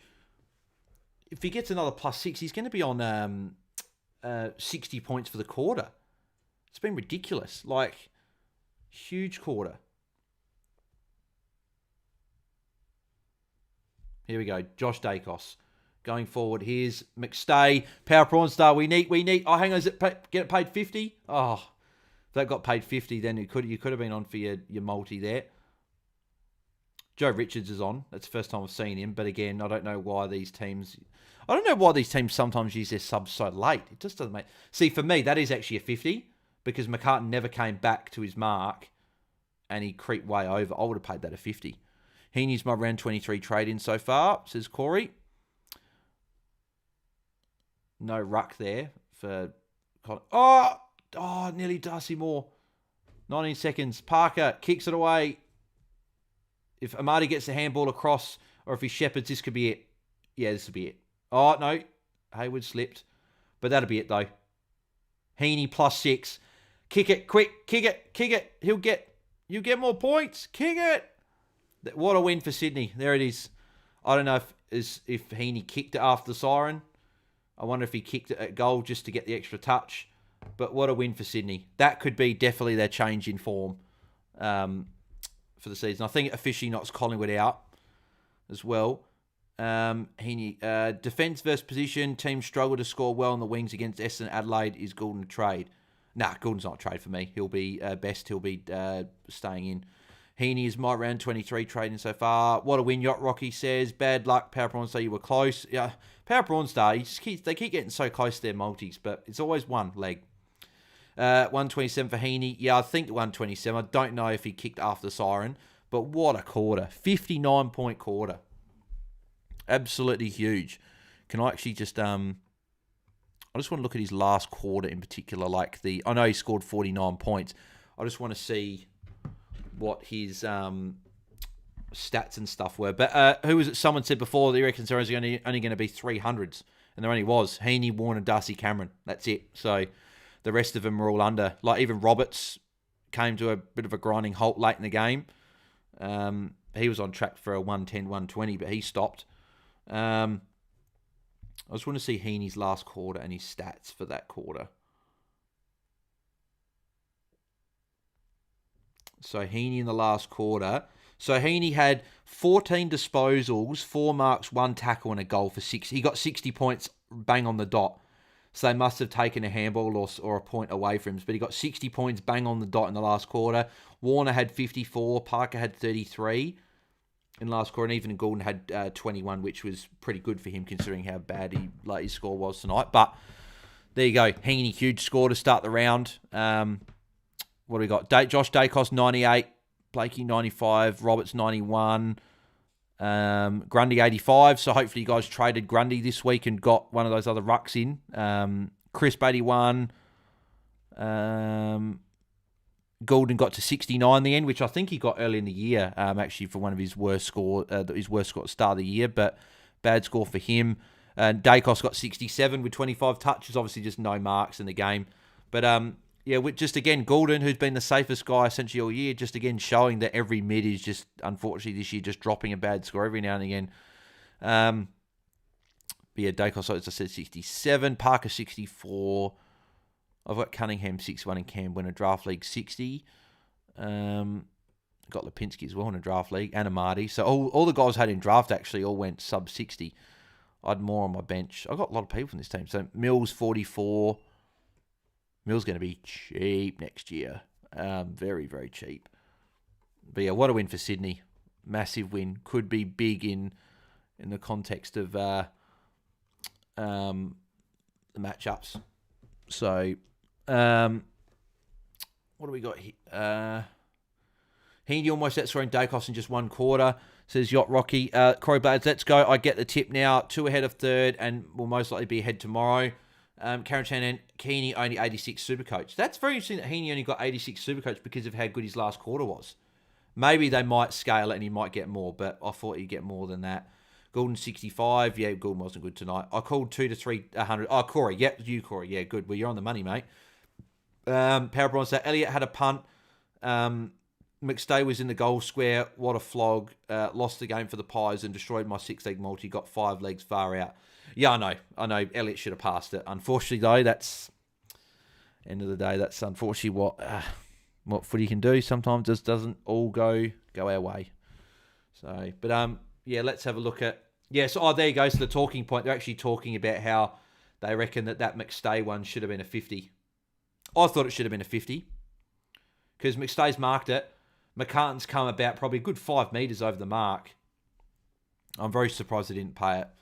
Heaney only 87 DT, maybe footy white incorrect. Oh, only 87 DT. Well, yeah, they wouldn't have updated it because he's got 127 DT.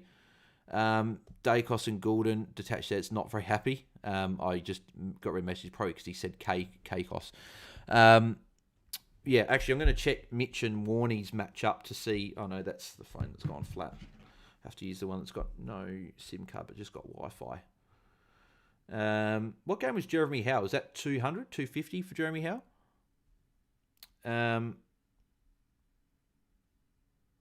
Actually, what did Dacos had in last quarter? He had the 14 with 6 touches. Let's have a look. So, yeah, Goulden 69. That's bad. 69 from Goulden. That's really bad. Obviously, Heaney big. That was good. Alrighty, so let's have a look at these matchups. So, myself and Luke. Sorry, not myself and Luke. Me and Mitch. Yeah, so he's got Dacos on the bench. So we'll see if he changes his trades around. So Warney and Luke. So Warney had Dacos on the bench as well. He also had Heaney on the bench as well, which is interesting, putting Heaney on the bench. But he'll obviously take Heaney's score. He's obviously... I don't know if he's taking Dacos to 67. But yeah, so Warney and Luke's matchup. If Luke moves away from Dacos, gets someone else, then he could get a bit of a bump.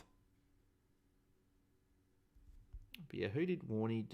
Did Warney have someone on Luke? Oh, Simpkin. It's funny, I'm seeing all these benches have got like 2, 3, 4 green dots. I've got 2 green dots on my bench. Caleb Smith and Lawson Humphreys, that's it. I've got Reed, who's obviously injured for the year. McAuliffe, who's injured. Barnett, who's been a red dot all year. Then I've got Gray, who I brought in as a red dot. Then Hutchinson has been named emergency, and Dowling got dropped, which is still very surprising for me that Dowling got dropped. I still thought he would have been named. That guy for Supercoach had Richards captain, gets a 0 for his captain rather than a DNP. Yeah, because Richards didn't touch the ball, so... because he came on. Heaney, 113 Supercoach, 127 DT. Yeah, I was going to say 113 Supercoach, that makes a bit more sense. Chad Warner, 145 Supercoach. Best before, Melbourne versus Port Adelaide feels more fancy relevant for most teams. Wide appeal, want to see Gold Coast. I guess it's probably just because of Merritt versus Merritt, Flanders, Anderson, guys like that, and Nick Martin. That 25 votes is very even. It's going to be very hard to pick a game because people are sort of very... Gordon very poor, says Karen, agreed. He'd find $1 and complain about it. Who's that? Power Prawn Star. Melbourne is so boring, says Robert Herr. Yeah, and I think that's why people are probably doing it. At Marvel Stadium, Essendon Gold Coast could be high fantasy scoring. So, but yeah, I'm just going to go with what the votes have said. And the votes are, watching Melbourne is mind-numbing, says Robert Herr. Yeah, we might, again, I'll just do one game. If people want to watch the other, then you can, I guess, listen to my thoughts on the one game and watch the other. So, I've got, that's a good golf. That was a good golf from Goulden. I've got more players in the Essendon Gold Coast game. I've got Flanders, Nick Martin and Zach Merritt compared to just Rosie in the other game. So, I would prefer to do a watch-along for the other game. And because Nick Martin and Rosie are both uniques in my matchup, so it's not actually going to matter. So, Dacos terrible score for both Supercoach and Dream Team. Yeah, Dacos was obviously tagged tonight, which is the flag. There's that. That's why. And the thing is as well, if Nick Newman now goes and scores a 120 or goes well tomorrow, that's a fair lot of points I've gained in that trade. But again, it's sort of frustrating that I wasn't up near the top 100, and that could have been a move that popped me in. So, surely live stream the KFC run, says Yacht Rocky. No, it's all right. We won't live stream it. I could literally bring the bloody webcam, but I'm not going to. Dacos and Gordon Yucky, says I support sausage. We need AFLW podcast, says Robert Hurt. Oh, yeah, Robert Hurt, we'll be doing it, mate. We'll be doing AFLW Fantasy during the season. We'll be doing, won't be as much content as what we do with the men's, but it'll be pre-lockout chat as always, an hour and a half before the game starts. And then we'll be doing our round review on a Monday night. It won't be Sunday night this time, it'll be Monday night for the AFLW. But it'll be live still. We'll still be answering questions and going through game stuff. It'll be me and Jane Papowski. So, and I'm hoping to get one more person on. I've asked them. I'm just waiting to... They've said they could be interested, but I'm just waiting to hear back from them if they want to jump on with us. So hopefully there's 3 of us. But yeah, Robert will be definitely doing stuff. So yeah, make sure you tune in. It'll be, yeah, as I said, Monday nights, probably like maybe 8 p.m. Eastern, something like that. 8 p.m. Eastern for an hour on a Monday night. And then Friday will be, I think it's 6 till 7 Eastern as well. So yeah, looking forward to it. Nice, excited, says Robert. Hey, yeah, I'm looking forward to it as well. Darcy Cameron, 156 Supercoach. Where'd that come from? Oh, he's been really good all year, to be honest, Karen. Power Bronzer, Elliot, I've never seen him smile, and why would he? He stuffed McStay and lost the game for the Pies, cost us both money. You get a bonus bet on Friday, so not all bad. Yeah, exactly, yeah. I Sports Sausage, I'm off, big fella. Enjoy your night. Best of luck for the weekend. Thanks, mate. Best before, Dacos is going to pop before end of the season. He won't want to finish poorly if they are not making finals. Feels a big ceiling coming against Melbourne. But then again, Neil Bullen tagged him last time, and that worked. I know they lost the game, but Dacos was quiet, so maybe they do it again. But then again, maybe I'll look at bringing Dacos back in as early as next week, just because he could go big in the last 2. But because at the end of the day, if Newman goes well this week, I've got my points jump from training Dacos out. If he goes big next week onwards, and I don't have him, then that could cost. But we'll see. So, but yeah, I reckon that'll pretty much do us. So as I said, me and Mitch's matchup so far, it's just been the one unique tonight. He had Dacos, I didn't. So he's got Dacos on the bench, so it's going to be interesting to see. He does have Myers and Peatling, so does he now just bring Peatling onto the field in his mids and trade Laird out instead of a Jordan Clark? That I'd personally probably prefer that, because then at least I don't have to watch Lairdy rack up. I can actually want Laird to do well regardless. But we'll see what he does. He might... and if he does that, it means he'd probably adjust. We'd have to adjust trading Clark out. He probably still means he gets Cherry out. So Cherry in, sorry. And he still does his trade. It probably just means he... But then again, he's probably going to loop Peatling in the mids. And if Peatling goes bad, then he'll... probably just won't get Sinclair. He'll probably lock in the Cherry trade. He'll probably just lock in Cherry because he plays first and he needs him. But then again, he might not. Maybe he just doesn't do the Cherry trade. I don't know. We'll have to see.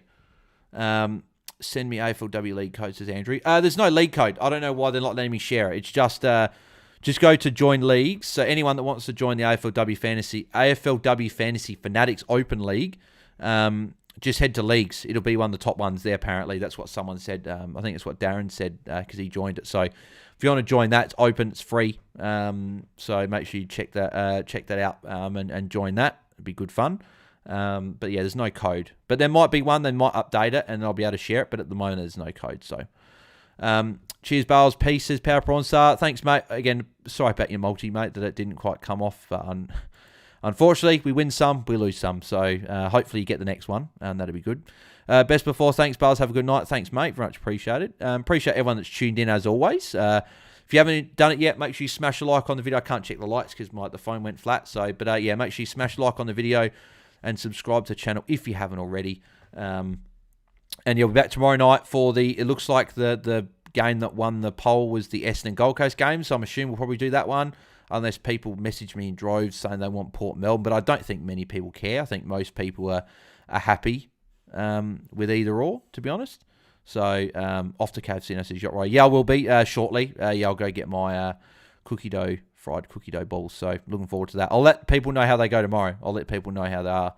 We'll be watching Gold Coast and Port. We'll be flogging Melbourne. So yeah, now looking forward to tomorrow night. But yeah, make sure you guys tune in at the normal time. It'd be 7:20 Eastern for a 7 p.m. Game start. So looking forward to that. So thanks guys for tuning in. If you've got any questions as well regarding your trades, league matchups, anything like that, and you want me to give you a personalised audio response, head over to Ask Me on Q, spelled QU.com.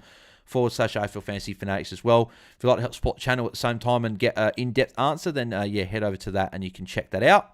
And even if you've got AFLW fantasy questions you want to send your team through to me and I can have a bit of a look at it, then feel free to send that through as well. So, but yeah, appreciate you guys tuning in and we'll catch you guys tomorrow night. Thanks, guys. Cheers.